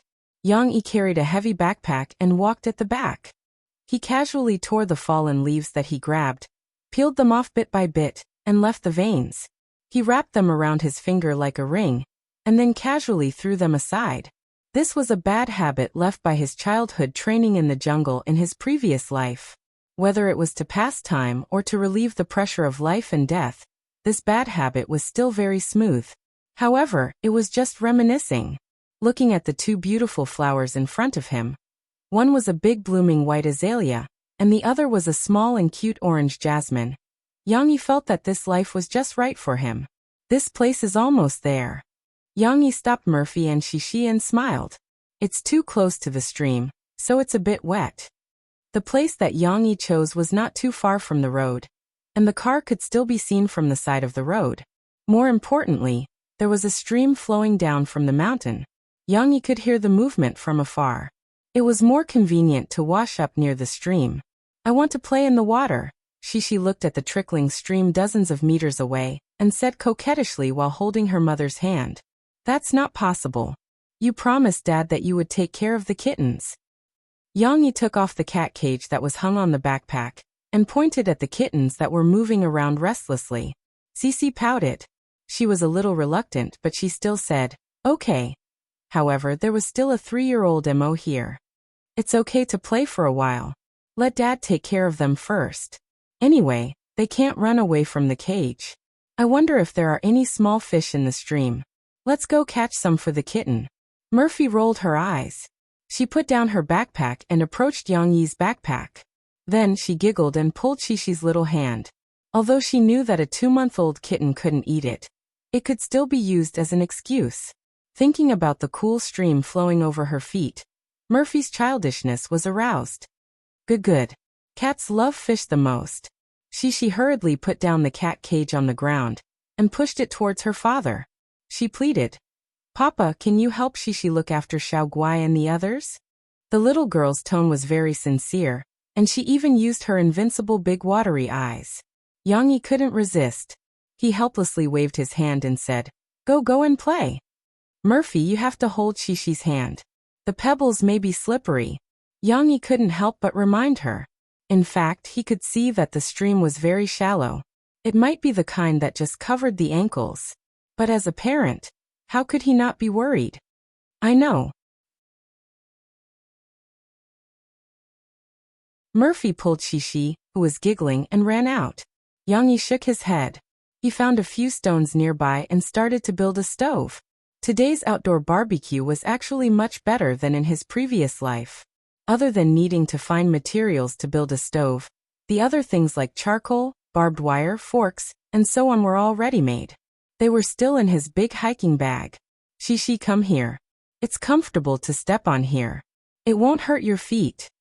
Mo Fei's happy voice came from the other side of the stream, mixed with the little girl's silvery laughter. Yang Yi turned his head and looked. Under the rays of sunlight through the forest, Murphy and Shishi were playing barefoot in the water. Sometimes, Murphy would step on the water and splash it on Shishi's face. The cold feeling made the little girl cry out, but she also felt that it was very interesting. After a while, she stepped on the water even harder. Yang Yi smiled and continued to build a stove. He also used small stones to fill in the big gaps. When Mo Fei and Cici had enough fun, the little girl came back screaming at the top of her lungs. At this time, there was already white smoke curling up. Yang Yi was covering the barbed wire fence, waiting for the charcoal to turn red. And then he would put the ingredients on it. Wow, you're amazing. Murphy came over and looked and exclaimed in surprise. It's only been a while and you've already started the fire? When my papa used to make barbecue, it took him a long time to do it. Later, he bought an electric barbecue grill and made do with it. Mom's papa is Shishi's grandfather. The little girl introduced dutifully to her father. She was afraid that her father would not understand. I'm not talking about papa. Yang Yi smiled faintly and said, is there even a need to ask? Otherwise, how dare I call myself an expert in front of you? Do you need my help? Murphy rolled up her sleeves and asked excitedly. Yang Yi remembered the time when she suddenly wanted to go to the kitchen to make a poached egg for Shishi's breakfast. A black object appeared in his mind, so he shook his head firmly. No, I'll make the barbecue. You just wait and eat. Well, expert Yang, you have to do it well. I want to eat delicious roasted chicken legs, roasted eggplants, and roasted steamed buns. Although Murphy said that, she still helped Yang Yi take out the ingredients from the hiking bag and spread them on the canvas mat next to him. Shishi was playing with the kittens, but when she heard her mother say those things, she almost drooled. Murphy spread out the picnic cloth and laid it flat on the grass. This was a place for everyone to rest when they were tired of eating, drinking, and playing later. However, Shishi carried the cat cage and enjoyed it first. She opened the cat cage and let out Xiao Guai, Dodo, and Xiao Hui. Although these three little guys were not timid, they were very clingy to Shishi. Shishi even took out cat toys from her small school bag, and the kittens played on the picnic cloth. Murphy was not idle either. She took out the cat's food bowl and poured cat food for them. Not long after, the tempting smell of meat floated from Yang Yi's side, mixed with the strong and stimulating aroma of cumin powder and black pepper powder. Shishi's stomach growled when she smelled it, and she could not help but sneeze twice. Murphy walked over, and Yang Yi raised his head and said to her with a smile, "It's still a while, it's not done yet." He thought that Murphy was waiting impatiently. However, Murphy squatted down beside him, took a small handkerchief, and wiped the sweat on Yang Yi's face. She smiled and said, "I'm afraid that you'll be cooked." In fact, Murphy's heart ached when she saw Yang Yi making barbecue. The 187-meter-tall man squatted in front of a small stove in the wild, and the thick smoke from the barbecue was sometimes in the east and sometimes in the west. When the wind blew, it enveloped Yang Yi, making him choke and feel very uncomfortable. "Don't choke with me here." Yang Yi smiled and said, "Go and play with Shishi, and we can eat barbecue later." "You're chasing me away." Murphy pouted and pretended to be unhappy. "You're unhappy." Yang Yi looked at her red lips and could not help it. He secretly looked in the direction of Shishi, and the little girl did not look in his direction, so he became bolder. Yang Yi turned his head and kissed Murphy's red lips, and then pretended that nothing had happened. He turned around and used a bamboo stick to remove the tin foil wrapped around the enoki mushroom, leaving only the blushing Murphy. "Yang Yi, Mo Fei let out a reproachful cry. She blushed, but she didn't have time to beat Yang Yi with her small fists. Instead, she looked in Cece's direction anxiously. This intimacy was actually nothing, but she was afraid that her daughter would see it.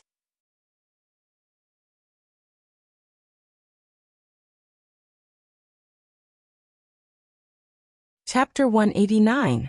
What's so great about barbecue? My dad often cooks barbecue for us on the balcony. It was already a new week. In the kindergarten, Shishi was excitedly telling her friends about her experience with her parents in Tingshan over the weekend.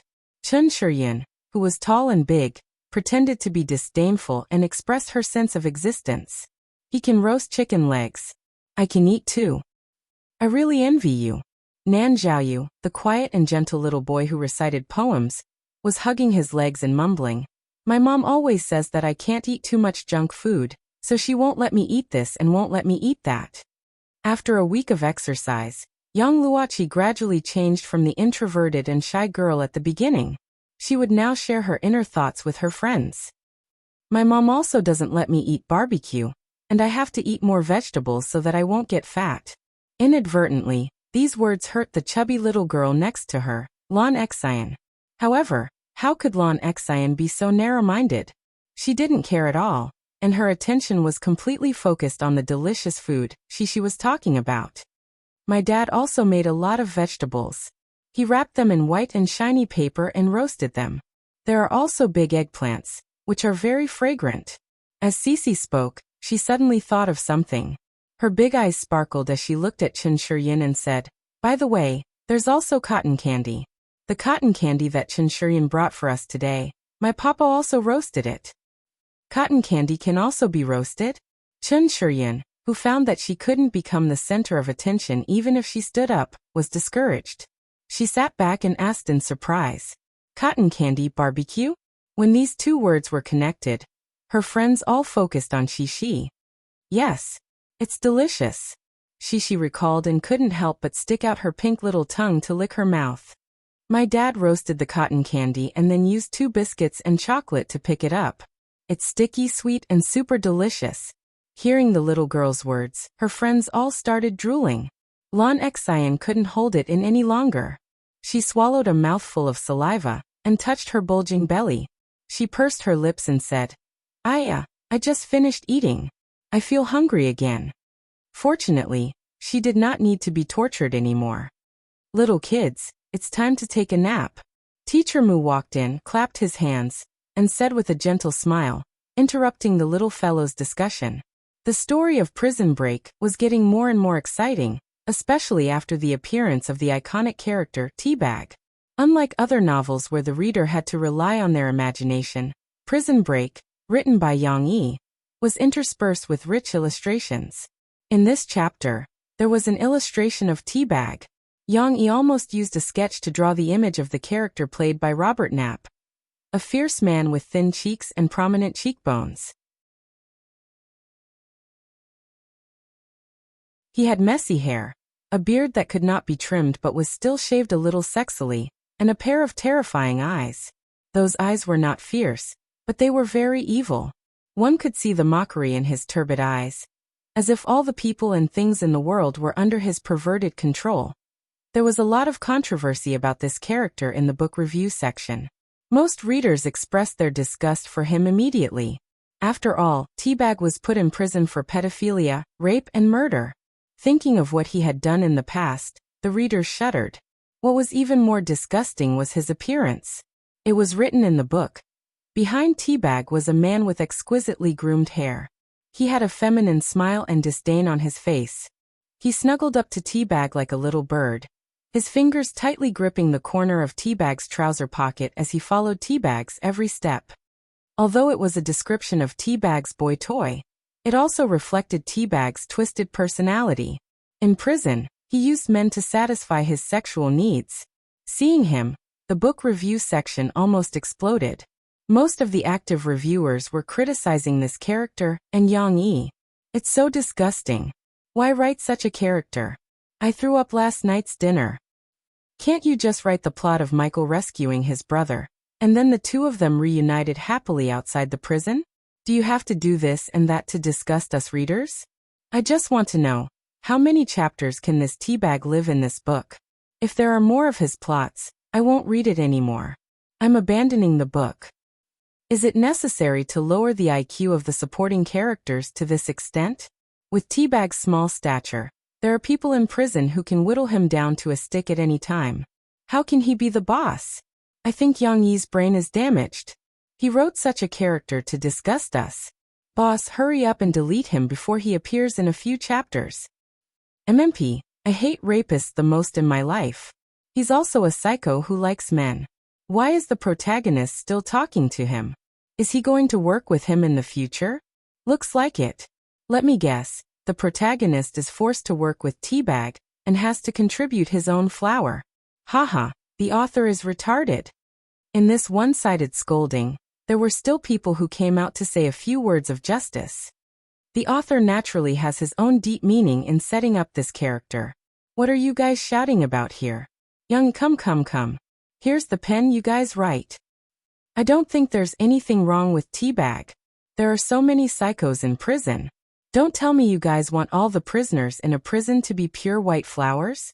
Boss Yang's skills are improving day by day, and the character creation is getting better and better. It doesn't matter, you guys can scold as much as you want. The more you scold, the more successful the character creation of Teabag is.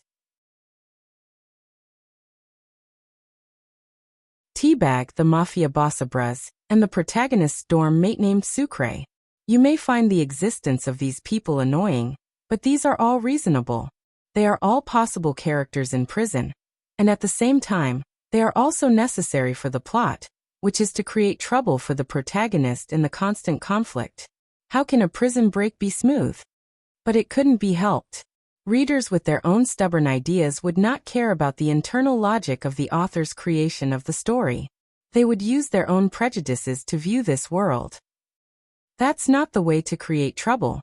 Write a psycho to disgust the readers? Even if you write some extremely vicious criminals, it's still reasonable to catch the protagonist and beat him up. Why do you have to write such a psycho? The most hated people in prison are rapists. If a person like Teabag was in reality, he would have been beaten to death by the people in prison. If you ask me, there's a problem with this setting. We're not scolding Teabag, we're scolding the author.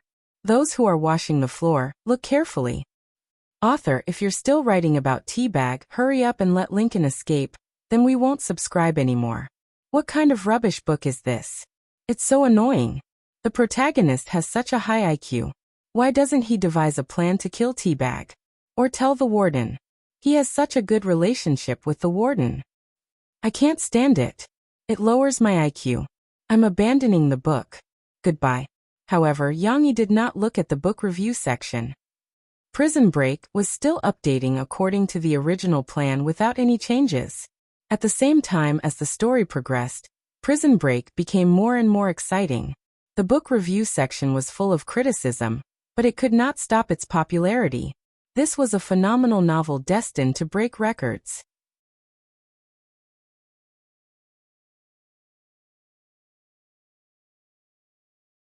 Chapter 190. As the sun set in the west, Fatty returned from his target practice. We had live ammunition. I could also shoot 2 rounds. Bang bang, the sound was really loud. Guazi, who had just returned from military training, ran to the coffee shop at the corner of the street to look for Yang Yi. He proudly talked about his military training experience. After a few days of military training, the little fatty had become darker and thinner. Other than his round face, the fat on his body had decreased by a lot. Yang Yi smiled as he wiped his cup and listened quietly. It's a pity that the food was a little bad. Otherwise, I might have stayed in the military camp and never come back. The little fatty recalled the years of military training, and said with emotion. The sound system in the coffee shop was playing Chun Ijia's song, which made the little fatty remember something. He smiled and said, "That's right." Later on, during our performance, there were a lot of people who wanted to sign up to sing the song you wrote for Chun Ijia. Sure. Yang Yi glared at Guazi. He looked around. Luckily, the customers were sitting a little far away, so no one was paying attention to the conversation here. Guazi shrunk his head and smiled embarrassedly. That's right, I forgot. I have to keep a low profile, Then you didn't perform anything? Yang Yi asked curiously. From his understanding of Guazi, this guy still liked to express himself, especially on stage. I did. But it wasn't singing, Guazi proudly said. I organized my classmates to perform a sketch about life in the military camp. The script was even made by me. On the day of the performance, it won the cheers of the audience. It was even better than those people from the acting department. Well, he still hadn't let go of the resentment in his heart. From time to time, he would compete with the people from the acting department. Sorry, I want to buy coffee. Just as Guazi was rambling on about his military training, a tired female voice sounded from behind him. Guazi turned around in surprise. A trace of surprise flashed in his eyes. She was a very delicate and pretty girl. She wasn't tall and had short hair. To be precise, she had a straight bangs that made her look like a student. She looked clean and tidy and had a retro vibe to her. What was interesting was that she was holding a few books in her hands and was dressed in black and white. This made her look even more historical. Meeting Guazi's gaze, the girl frowned slightly and looked at Guazi with a questioning gaze. You do it. Guazi quickly smiled and stepped aside. The girl no longer paid any attention to Guazi. She walked up to Yang Yi and said indifferently, I want a cup of Robusta to go. Wait a moment. Yang Yi nodded and began to work. While waiting, the girl was just looking at the decorations in the coffee shop. She inadvertently turned her head and saw Guazi leaning against the bar counter next to her with a burning gaze. This was awkward. The girl frowned and looked at Guazi with some disgust. Guazi was embarrassed. That. I'm looking at the books you're holding. Guazi had a flash of inspiration and found a reason. Roth's 3 Laws of Acting. I've read it. Among the books the girl was holding, there was indeed a 3 Laws of Acting, written by the famous theatrical performer Roth. This reason was still acceptable.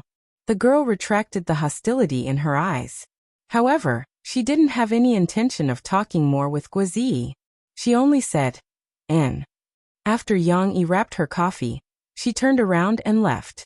Yang Yi didn't plan to expose Guazi's disguise, but he was full of enthusiasm.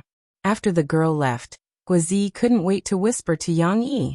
Du Yuanlei, a talented girl from the directing department of the Film Academy. She's both talented and beautiful. She's also a graduate student this year, and is in the same batch as me. Graduate student? Yang Yi was a little surprised. Then he smiled and patted the little fatty's shoulder. Then forget it. It's better if you don't have any ideas about her. Why? Guazi suddenly asked with dissatisfaction. He liked this type of girl, who was delicate and pretty.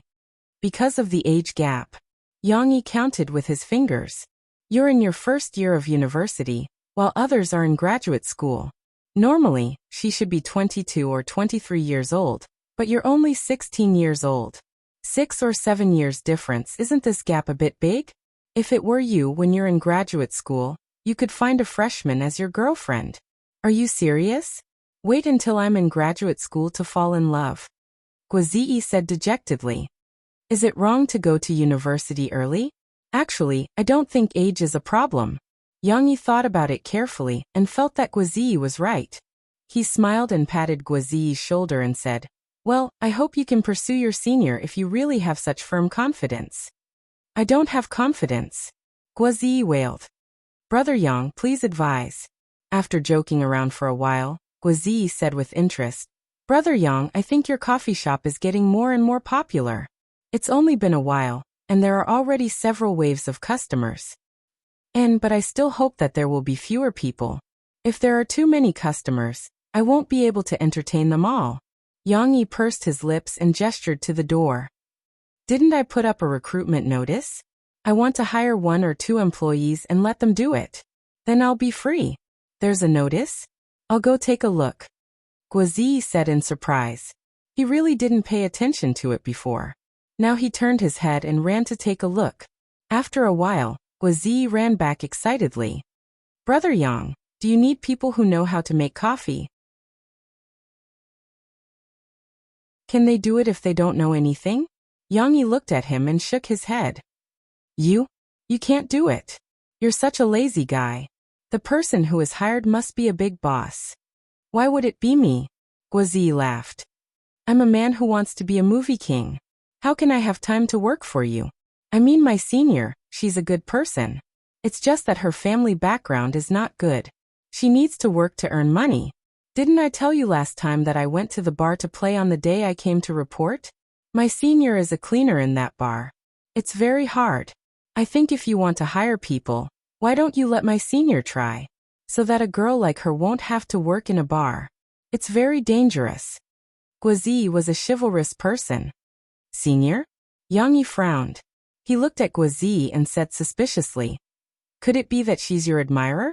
Don't use my matter to do favors for you. I want to hire coffee shop staff, not for you to hire beautiful women. Guozi complained. How can it be? Senior Ding is not good looking. She's dark and thin. How can I like her? It's mainly because she helped me a lot when school started. I also want to help her. To be honest, my senior has a good character. She can bear hardships and is serious and active. It's just that she doesn't know how to make coffee. How can she have the money to drink coffee? Guozi seriously recommended. Yang nodded slightly and said, if that's the case, as long as she's willing to learn, I can teach her. It's settled. Guozi excitedly left Yang Yi and ran back to school to find her senior. They made an appointment to come to Yang Yi's coffee shop for an interview the next day.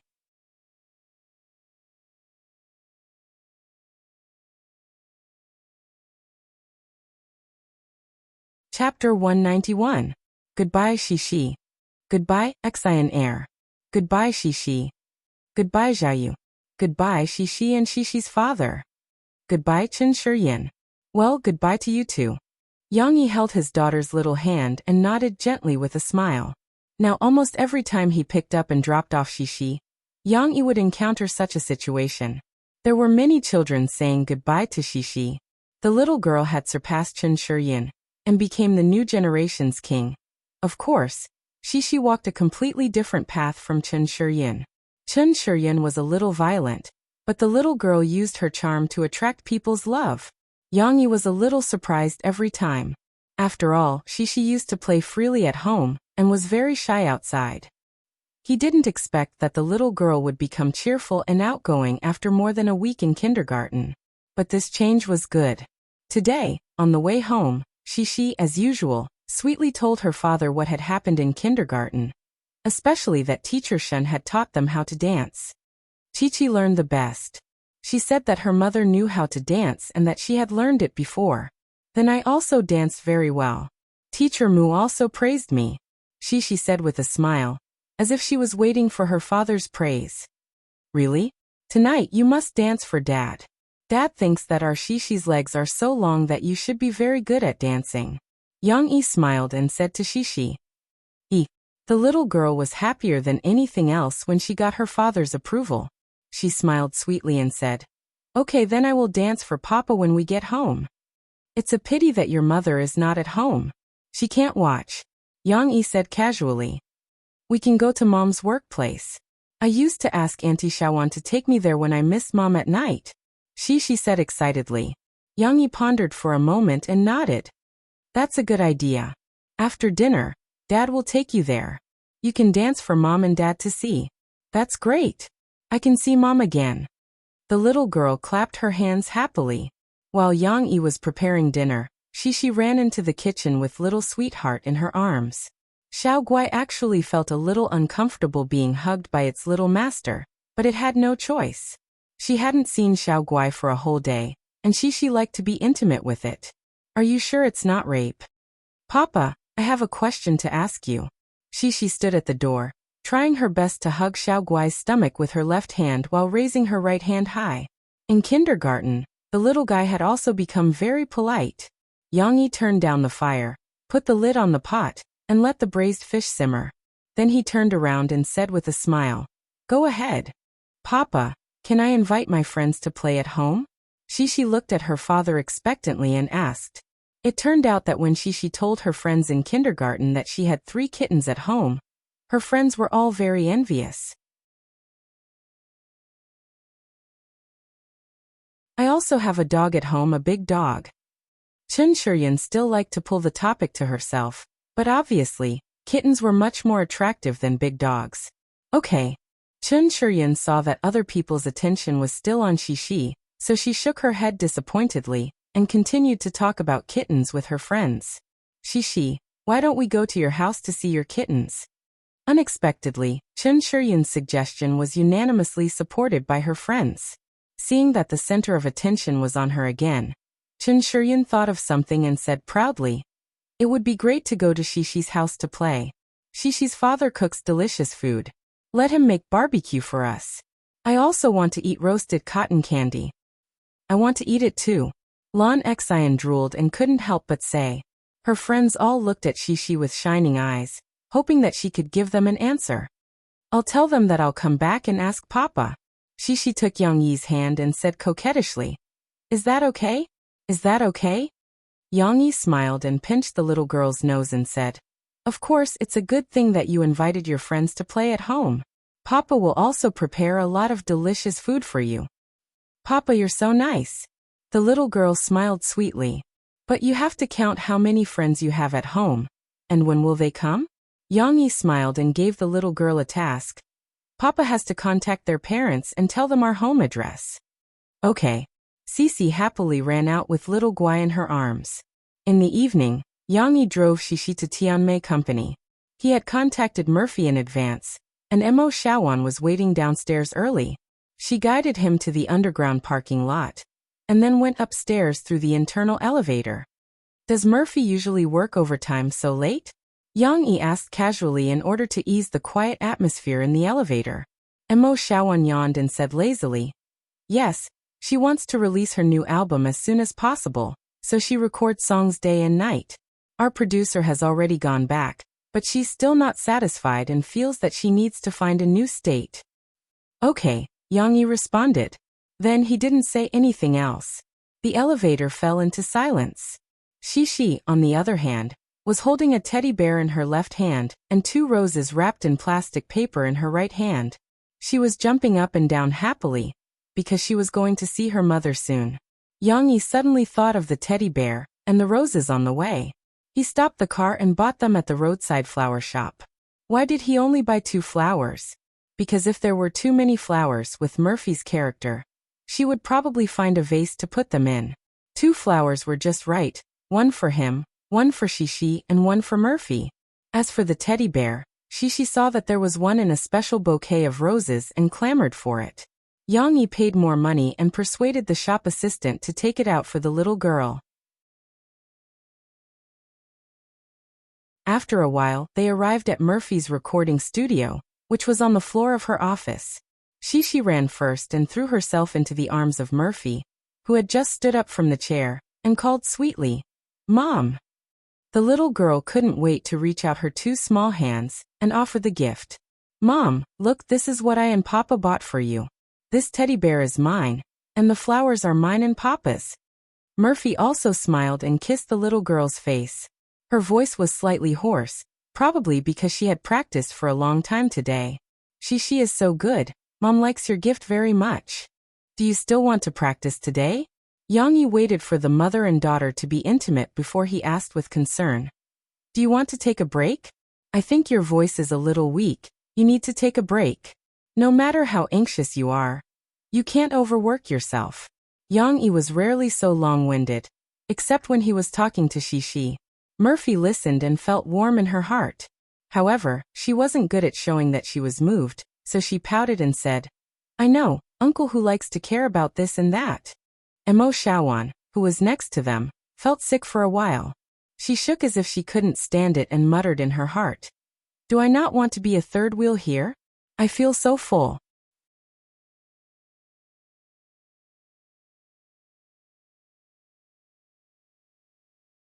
Chapter 192. Fortunately, Murphy and Yang Yi did not get too intimate because of Shishi's presence. Instead, they focused on Shishi and let Shishi talk about her childhood in kindergarten. Chun Shiryan said that her papa is a boxer, and he's amazing. She also knows how to box. The little girl felt that this was particularly strange. Although she did not know much about boxing, Chin Shuryan had performed it before, and it looked very impressive. A girl practicing boxing? Murphy felt a little incredulous. Yang Yi reminded her, don't be fooled by Chin Shuryan's quiet and elegant name. In fact, she's a very tall and strong girl. I've seen her father before, he's a boxing coach at the fitness center. Yes, she's very strong. She admired her a little.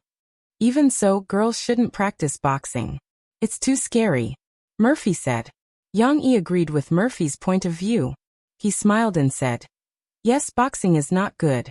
I don't want Shi to be like her and grow muscles. Murphy patted Yang Yi's forearm unhappily and said angrily, you're still talking about it. I don't even know who allowed his daughter to practice swordsmanship. Yang Yi complained, what's wrong with practicing swordsmanship? It won't grow muscles, and it can also exercise the body's flexibility. Mo Shaowan looked at them from the side and whispered, sister, didn't you say on the phone that Shi was going to dance for you? Yes, dance. Murphy also remembered. Okay. In front of her parents, Shi was particularly eager to show off. She immediately jumped down from the sofa with joy. I almost forgot. After the little girl jumped down, she seemed to have thought of something and ran back to her father. She pulled her father's big hand and said, Papa, you have to help me clap and shout 1, 2, 3, 1, 2, 3. What clapping? This was a beat. Yang Yi patiently let his daughter teach him how to make the beat. Then, he followed the little girl's request and gently clapped his hands, shouting, 1, 2, 3, 1, 2, 3. Not yet. You have to let me stand like this. The little girl had a lot of demands, but Yang Yi, Murphy, and the others were not impatient at all. Instead, they found it very interesting. She saw Shi standing in the middle of the empty space. The coffee table had been moved away. She raised her left arm and her right hand horizontally. Then, she stood on her tiptoes. It's not bad. Mo Shaowan covered her mouth and chuckled. Is it okay now? Yang Yi asked with concern.